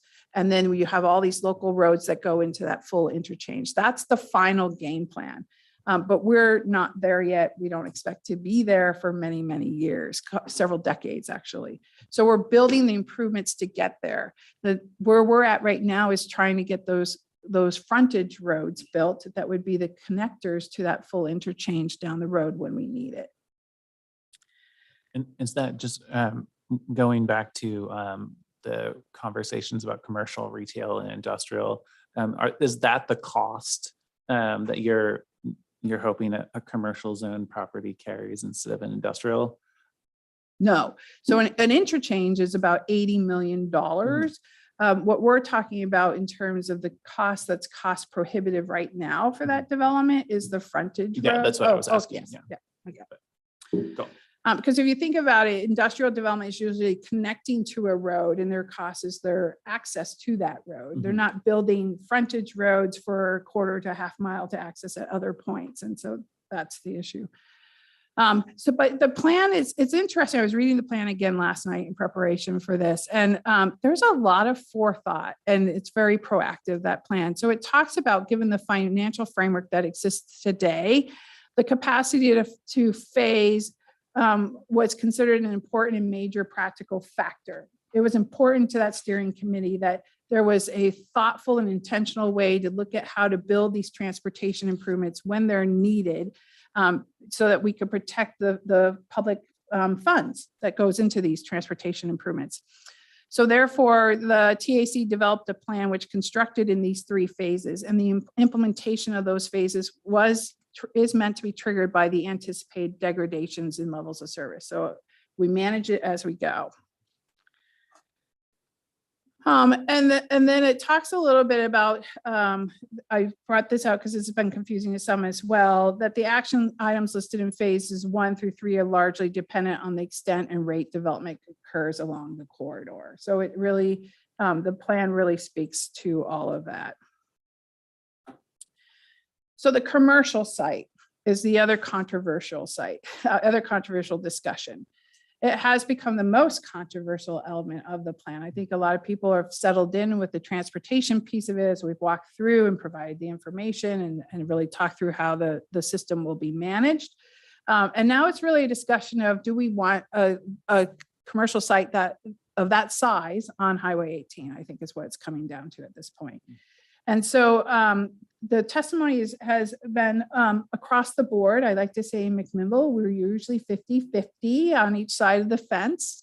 And so trying to find a solution that works for everyone is always sort of threading the needle there, but McMinnville does that very well. So we've heard that McMinnville needs more retail choices. Many residents are driving out of town to shop, especially for general merchandise. We've heard that McMinnville has enough retail right now, and you can find everything you need in McMinnville, and you will still be able to find everything you need in McMinnville when we have a future population of 45,000 people.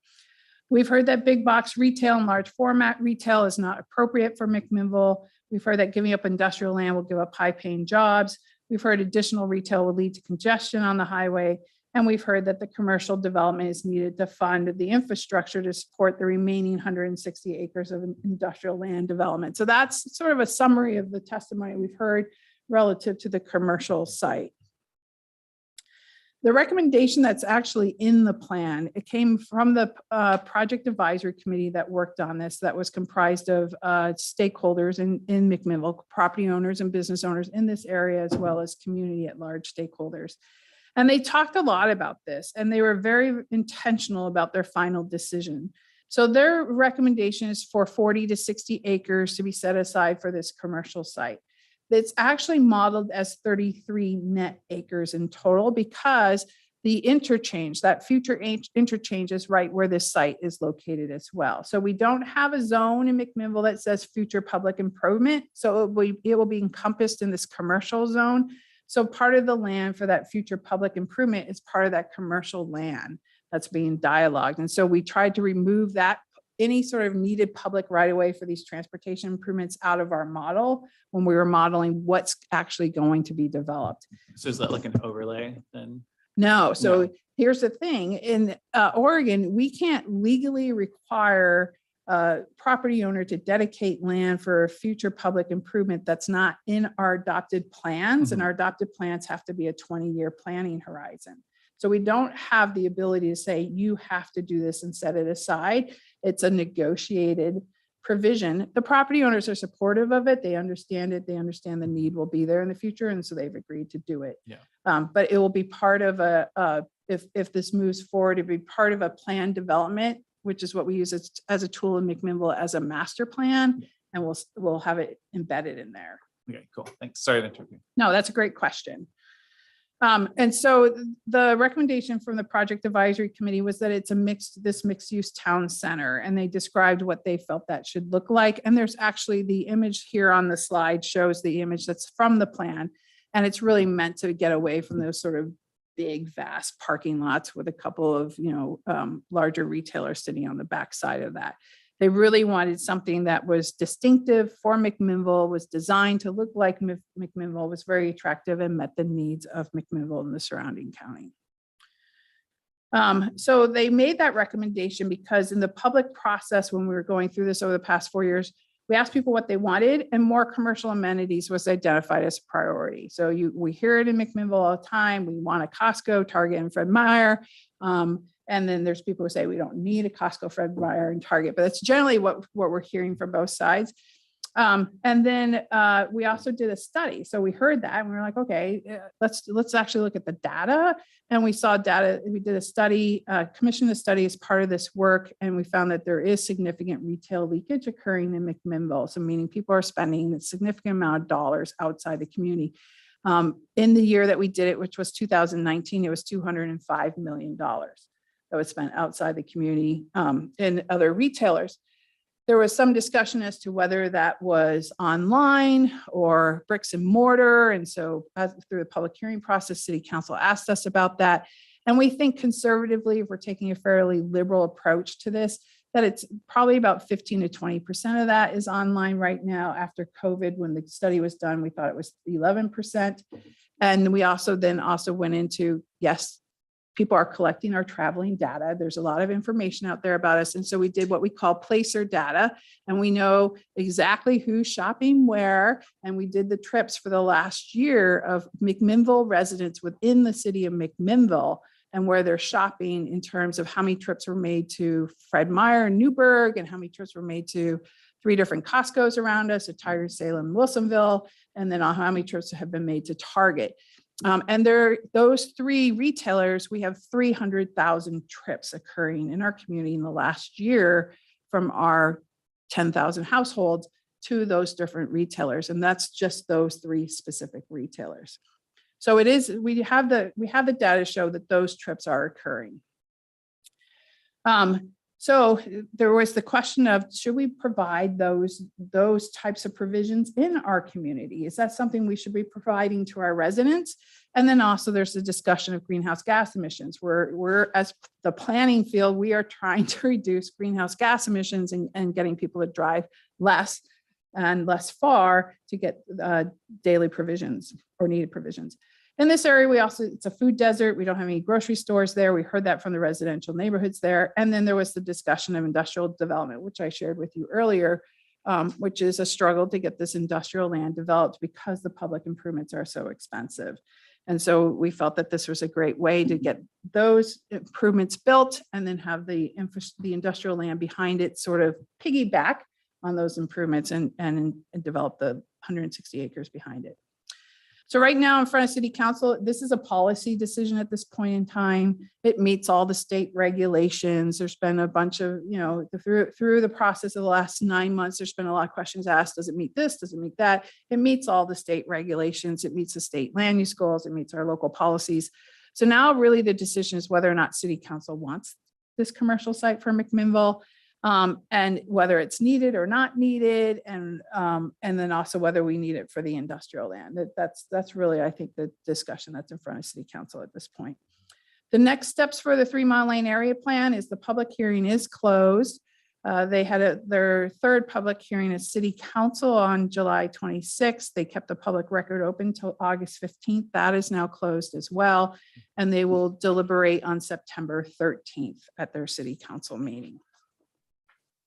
And then the next steps for the Innovation Center is we will move forward with this public infrastructure feasibility analysis. We know a little bit about what we think the transportation improvements would be in terms of costs for this, but we don't know wastewater and water and broadband and all the other infrastructure needs to serve that site. So we want to put that together.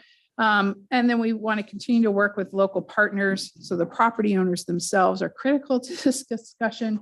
It's a unique site. It's held by 2 different parcels that make up 200 acres. And so you don't have to aggregate a lot of different landowners to move this forward, which is good. And then also they're supportive and participatory. So that's good too. They want to move forward with the community vision. We want to partner with Yamhill County. We do feel that this was a major economic development project for the whole county. We're partnering with nonprofits. We want to partner with our educational partners and our industrial developers to really understand the development world and market world and continue to refine this innovation center concept and promote it. We want to continue to work with SECOR on this regional innovation hub that Patty talked about, and we want to continue to work with state partners on promoting this site individually. So it's a larger industrial site. We want to make sure we're promoting it as appropriate with all of our state partners. And Heather, how are you doing that last bullet point? And I say that in the context of the semiconductors task force draft report. I can't tell you how many people have emailed that to me in the last 3 weeks. I've been harassing the state about it. So, I mean, not harassing the state. I've been reminding them of your land. Yeah. So the land inside your this city land limits. has been on the regionally significant industrial sites list for many years now, at least the 6 years that I've been here. And I think it was on there longer than that as well. That's a statewide, that's a state inventory that the state is aware of, and we provide them with information about it. And so they use it to respond to inquiries, or they'll send us inquiries where they think that this land might be supportive, and we then respond to that. And so we've been actively doing that. There aren't a lot of there's not a lot of industrial land in the state of Oregon right now that's in a place to be developed, which is interesting. So there is a lot of awareness across the state about this site anyways, but there's also been this growing awareness of what the constraints are associated with developing it. Because we have had interest in it, serious interest, and they have just not been able to make it pencil out. Okay, that's good to know. I mean, the draft report does say things like there's only one site in the region that is larger than 50 acres or something like that. And I can think of at least two, right, that are. So Yeah. But there, I don't know who, but I haven't read the report. I've just had a lot of Yeah. people ask me about the semiconductor program that's coming out. But sometimes those reports are based on what they feel is developable, and then developable is different based on who's defining it. yeah, Right. yeah, for sure. Yeah. Okay, thank you. Yes, good question. So anyways, that is the long-winded story of the 3 Mile Lane area plan, but also more importantly, I think the innovation campus and how exciting that is for all of us as we move that forward. And we're here for any questions you have.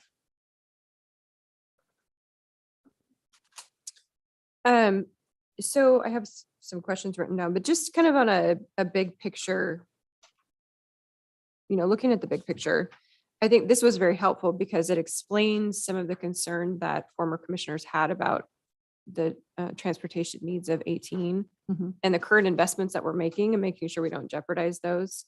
It's interesting to me that their plan was to essentially get traffic to be so bad that then we then phase into making it better. I don't know, it's kind of a strange way to think about it. But I guess I would say, and I'm sorry to interrupt you. Go ahead. But I guess what I would say is, I mean, it's a balancing act, right? You just heard that previously with the tolling discussion. You don't want to build an $80 million interchange with public funds if the $80 million interchange isn't needed for 40 years, right? And so it's trying to figure out when, what's the balancing act of when do we identify when it's needed far enough in advance that we can actually start figuring out how to fund it. Right. And so the constant modeling and going back in and looking at it and saying, okay, are we at the place of 80%? Because 80% capacity, if you look at that picture that's on that, where I show the level of service, it shows the different traffic considerations for those level of service. 80% capacity isn't that congested.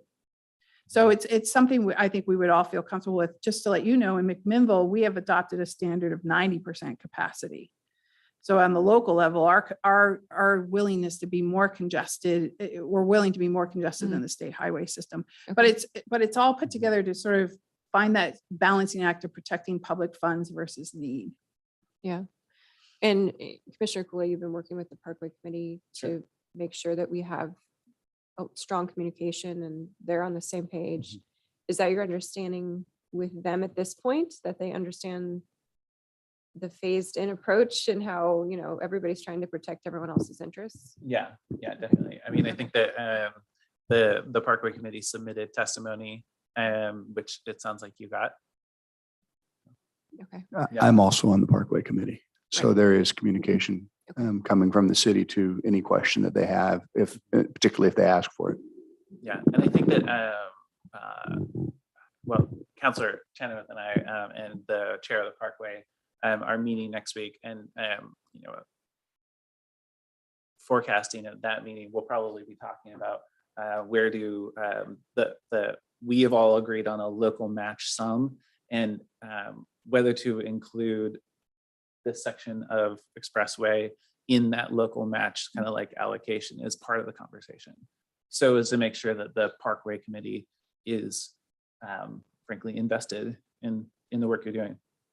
Okay. It would also help synchronize all the planned Yeah. phased implementation. I do feel like Right. at this point, since I am talking, that I should declare a potential conflict of interest because I'm so sad that Crookshank Road is going to get closed at some point. And maybe it's not actually a financial detriment, but it's still sad. That's in the county TSP, and not the city TSP, Oh, yeah. for the Yeah. record. Okay, I'm moving it on. Well, this was very helpful. I lived through the debate around the Aurora Airport and the neighborhoods that didn't want expansion, they didn't want development, and then the folks who really saw a tremendous opportunity with that airport. If you think about the businesses who exist, and most people don't know who they are, but there's huge international businesses that exist around the Aurora Airport that were seeking to partner with PCC on, an aviation mechanics program and a flying program to, train up our next pilots. And none of that could be done because of pushback locally. So I see this as a huge opportunity, setting aside the transportation and the bypass concerns. I see it as a huge opportunity for those types of partnerships, especially with some of the work that we do through economic development and with our schools. So in the commercial zone, so people are worried about a Costco, right? That's there, they see this Costco going in there. And then if you've been to other Costcos, which you probably have, some of them function okay in terms of in and out. Some of them are a disaster, like 217 and Tigard. So how is that? I mean, are you considering that in terms of mitigating traffic and how, clearly there wasn't as much thought process put into perhaps the Tigard location that there was in the Wilsonville, or maybe they just had more land. I don't know, but that is a concern. I think it's a legitimate one, right? You don't want people backing up onto 18 like they do 217. I mean, the overpass is completely, it's a parking lot at certain times of day trying to get into the Tigard Costco. So I don't know enough about the Tigard situation. I know it's on a different classification in terms of a highway system.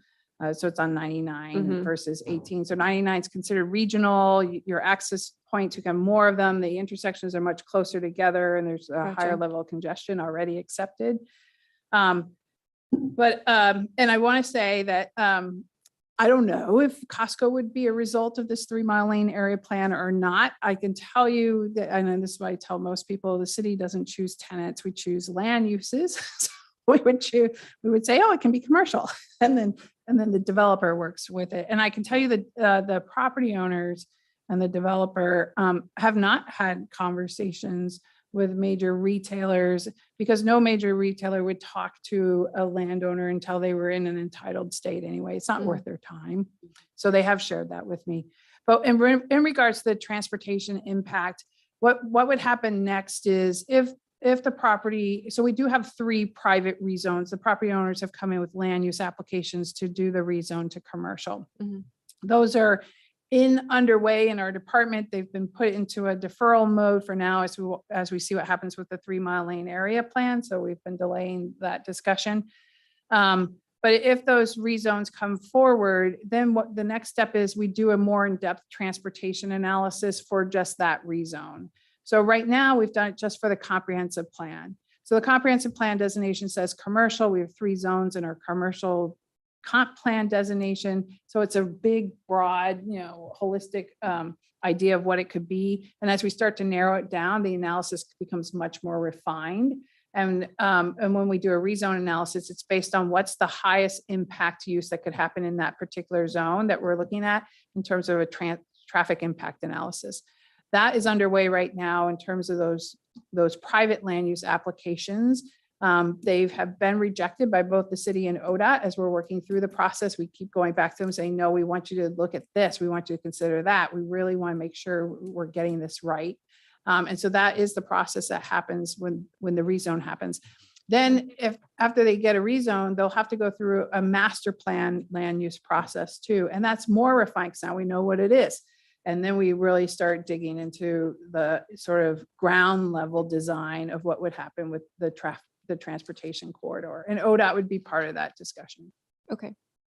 So this might be kind of a dumb question, but the industrial part of this, is it flexible, or is it you want an innovation center where you'd have multiple different people coming in, or can you have somebody like a Cascade Steel or equivalent saying, hey, we need this much acreage, we're willing to partner on whatever investments, and then you might just have one anchor business?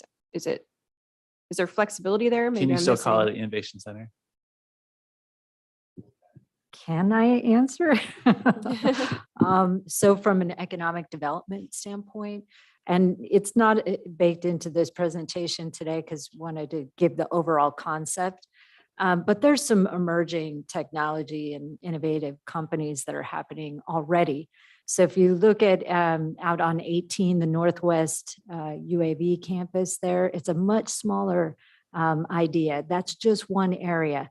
And then Councillor Chenoweth talked about the Marley Innovation Center. You could see there's many different companies that are co-locating on that 91-acre campus. We're trying to shift a little bit from calling it Innovation Center because that tends to give the connotation that it's one building with one company in there. But this is a much larger vision. And that's why Councillor Chenoweth was giving the examples of SkySong, which there are over 60 companies that are located there.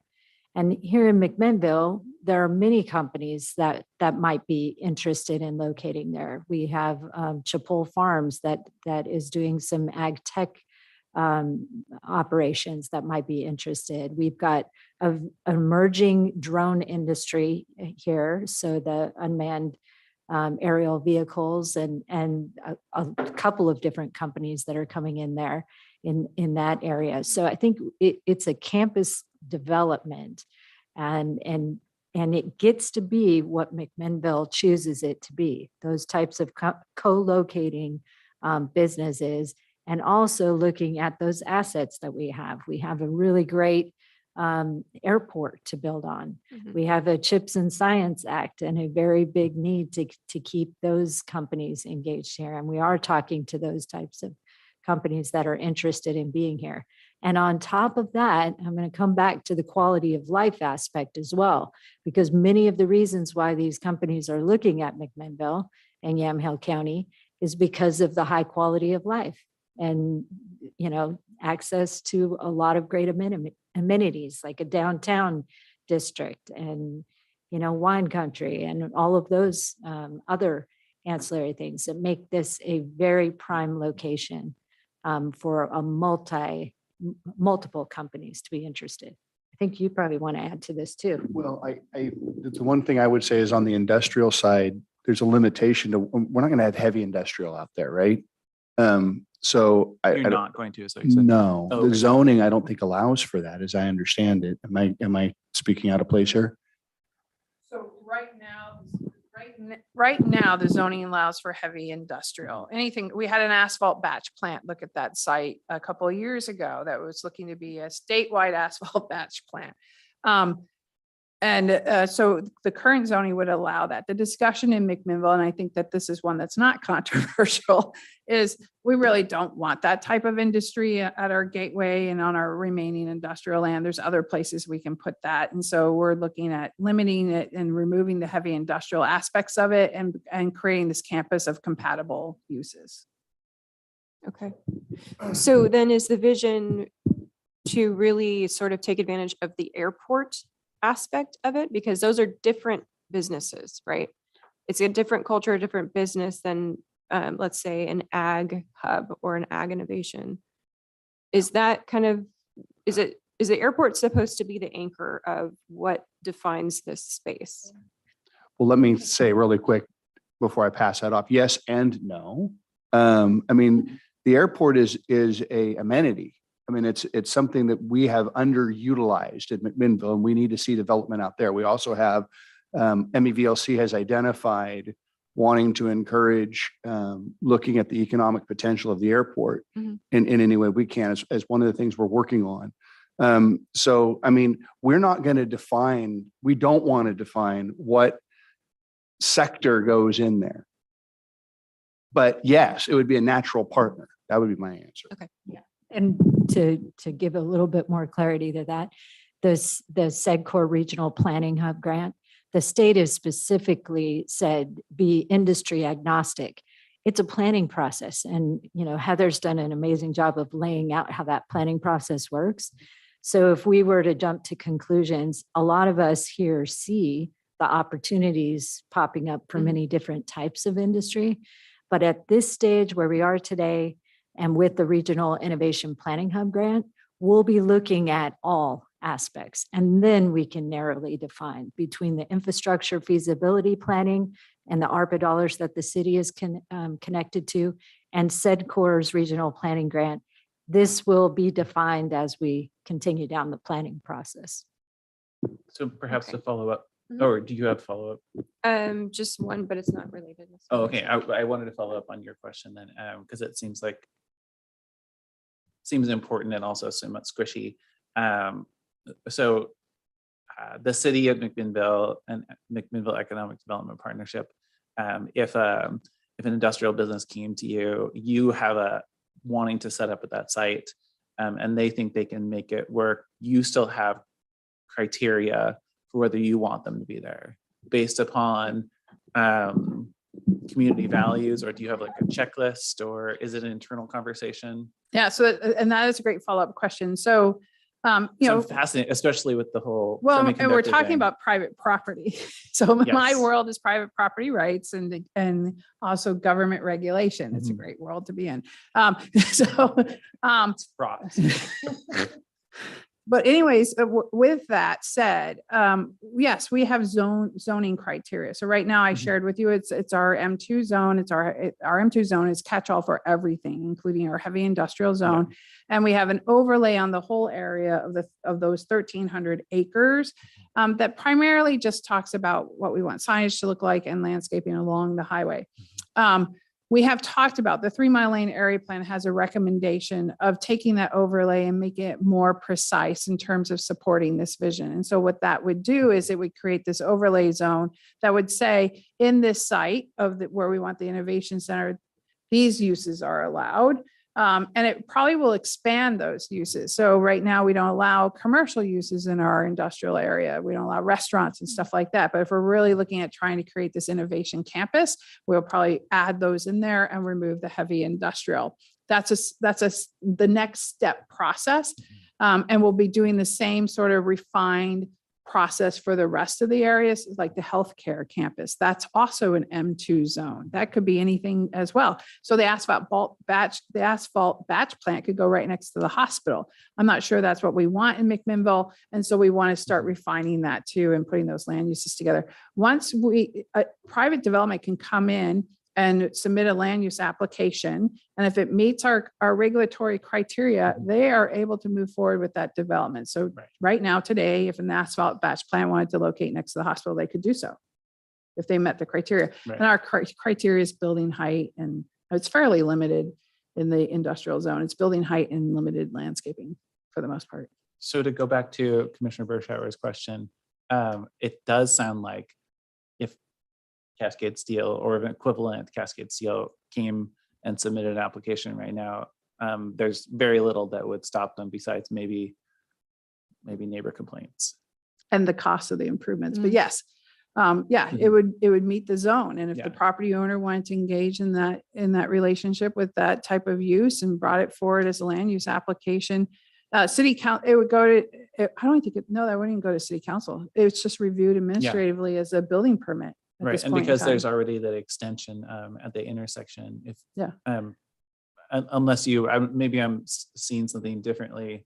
If a large industrial site has their own internal circulation and it all comes out at Cirrus, is that what it is? Mhm. No, so that would cumulus. A cumulus, then presumably they wouldn't need a frontage road either, or are you still requiring a frontage road even if their exit is right at that So intersection? it depends how large the user is and their Yeah. impact. So what Right. would happen is it wouldn't go through a hearing process with planning commission and city council. It would be an administrative review. Right. They still need to provide a traffic impact analysis because there's impact to the highway and the Yeah. Oregon Highway Plan requires that. And we would require that too. So we have looked at 10-acre users on that site. We've looked at 90-acre users on that site. Big difference in terms of impact. And Yeah. so based on that, the 90-acre would be probably looking at frontage roads and a whole internal circulation Sure. system as well. Okay, that's super helpful. Thanks for entertaining these hypotheticals. Yeah, so what the area plan, this is a great discussion because what the area plan does is it says, this is what the community wants to see happen there. Mhm. So then we need to put all that regulatory framework together to support that. And so if the community has a fairly concise vision, like the Innovation Center, then the next step is to put the regulatory framework together that would support that. Okay, so Sky Song, it's a public-private partnership, but what did the public invest? Was it the feasibility and all of, was it the infrastructure that was needed, or what part of that was the public? I can get you specifics on their involvement. It was a redevelopment area. So I'm guessing from that, but I Yeah. will get you the Okay, exact yeah, it'd just be information. interesting to read on. And then my other question was, you had originally asked us for 250,000 from ARPA funds. Is that still on the table? Yeah, I didn't catch that slide was in there. So yes, we're, it's still on the table and we're still asking for Yamhill County to offset some of that. As you know, we believe this is not just a project for McMinnville. This is a project for Yamhill County. And so we want to see our partners come in and help us with that. Okay, and the original budget was 500, right? No, the original budget is 250. Oh, it is 250. Okay. Yeah, Okay. yeah. McMinnville, basically what you saw is McMinnville has committed that it will get paid for. I see. Okay, thank you. I was Commissioner wondering Scott. if there was any discussion with companies like DCI or ADEC that either want to expand or to think in terms of relocating. Since you already have significant employment, it would either give them the opportunity to to expand their product line or something like that. Is that of interest at the Innovation Campus?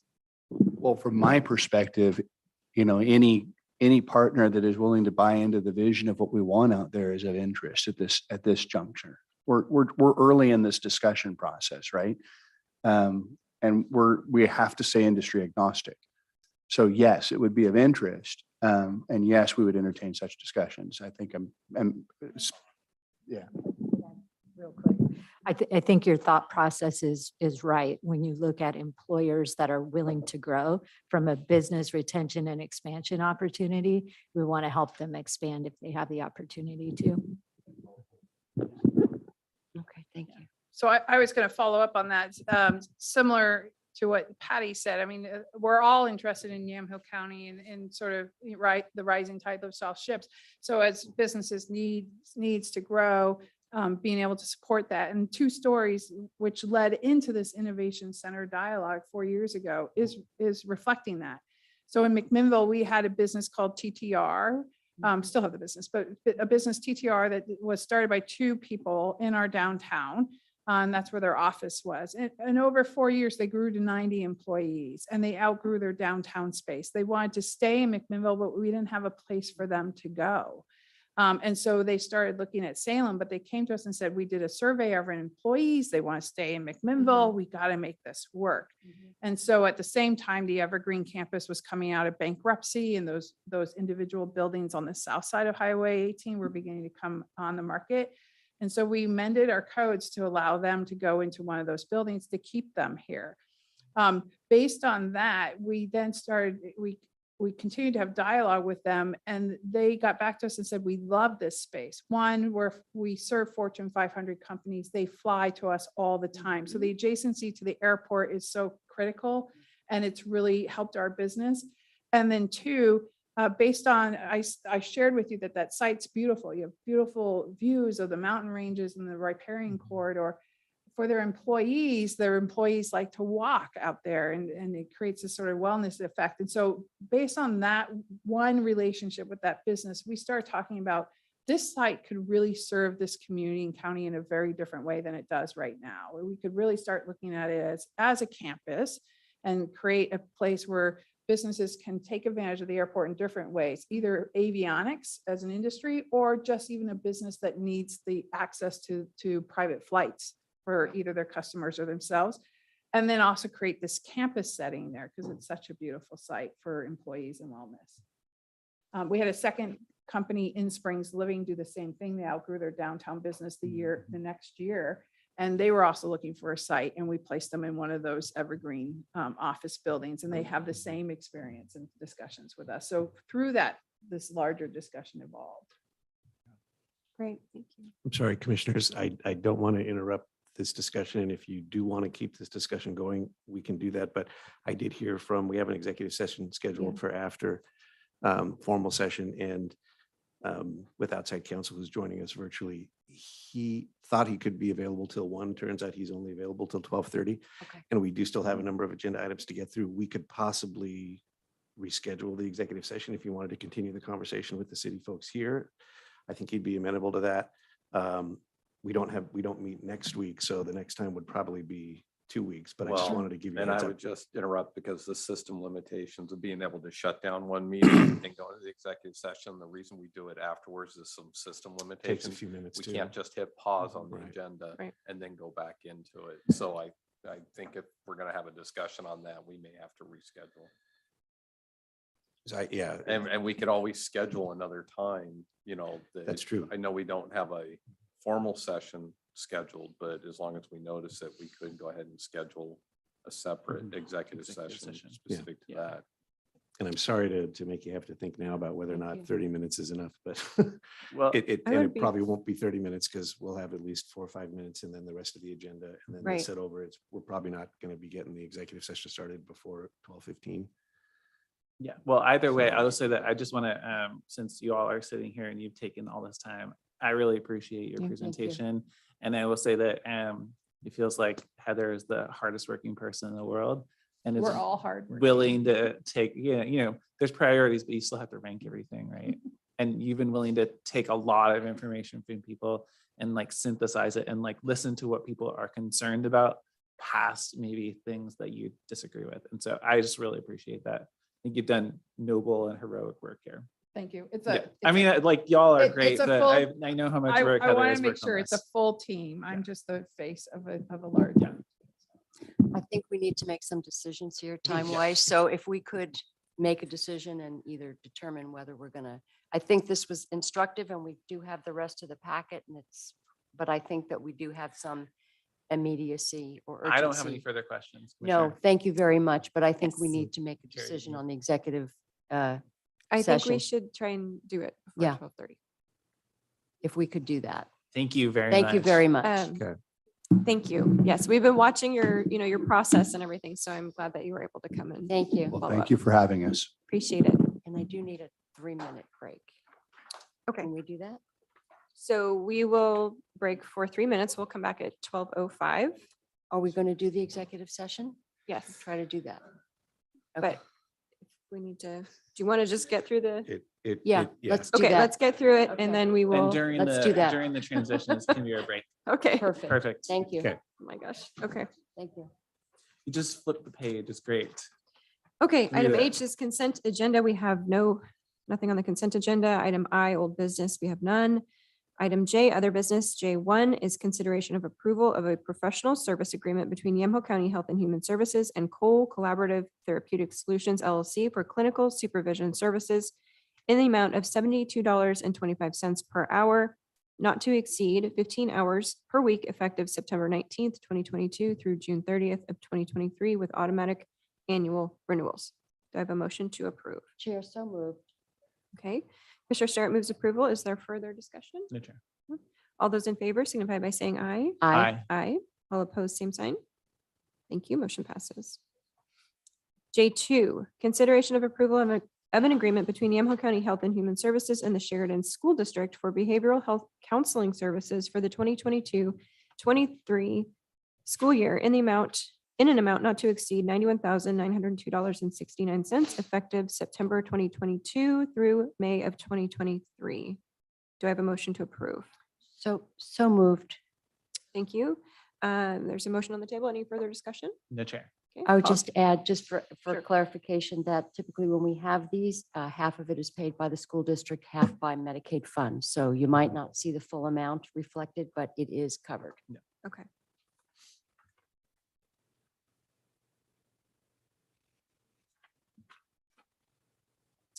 Okay, all those in favor signify by saying aye. Aye. Aye. All opposed, same sign. Thank you. Motion passes. J3, consideration of approval of amendment number 1 to an agreement between Yamhill County and Cherry Road Technologies, Inc., Board Order 21-361, to update the agreement terms and extend through October 27th of 2022.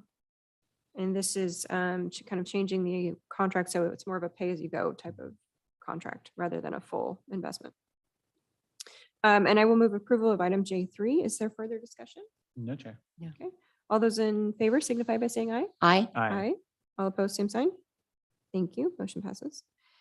Item J4, consideration of approval in the matter of an order declaring certain tax foreclosed property as surplus, authorizing the sale of the property by private sale and ordering distribution of proceeds. Did we have just a quick summary or update on this item? Yeah, I think that Jody's here for that reason. Any questions? Yeah, it's a property that was foreclosed several years ago. It's come off the right of redemption period. We're able to sell it back to the prior owner for the amount of back taxes. This And- was, yeah, and this is one of the properties that had occupants in it. and Right. So this was the best case Best scenario. options. Yeah. Yeah, great. Yes. Thank you Yeah, for thank you for working your on work. this. Yeah. Appreciate it. Thank you. It's a Okay. good outcome. Yes. Yeah. I will move approval of item J4. Is there further discussion? No, Chair.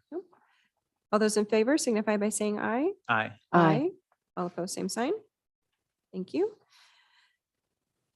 Item K, public hearings. We have no public hearings. Do we have any very quick announcements? Just very quick one, which is a request that you entertain a presentation from Abisha Stone and Patty Herzog on the CPACE program.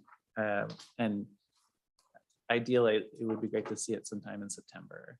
But they're ready to do a presentation to us on that program. And it sounds like there's a number of entities that would love to take advantage of it if we wanted to consider it. But the first step would just be to hear from Patty and Abisha. Because So we- I mentioned that, at an earlier meeting that we talked about it. yeah, I've been talking to Abisha about that as Okay. well. We have had some questions. I've been trying to do some research on what exactly it would require of city staff. So I think those questions probably should be answered by our staff, county administrator and county council to see, and maybe talk with some other folks from Deschutes And County. I've been gathering some more information, Okay. and I think I'll have enough to have some individual conversations with commissioners over the next week or two. And then we can decide if and when it would be appropriate to have them Okay. come give that presentation. I'm having to learn myself Yeah. about the program and all of the details. It's pretty involved, but it's an interesting program to consider for sure. Okay, So Yeah, I you're not would- ready to have a presentation put on the schedule? You wanna not yet. wait? I wanted to Mm. hear, because there's the outside perspective of, oh, this is really great, but then there's the reality of what it's going to mean for our staff. So I Mhm. wanted to hear from our staff first before we actually put it on the agenda. Okay. I'm going to hold my announcements because of impending executive session immediacy. I've got a couple, but I will hold them until we come back after Labor Day. Okay, sounds good. So if there's nothing further, Ken, Christian, okay, I will adjourn the Ammo County Board of Commissioners formal and informal session for August 25th,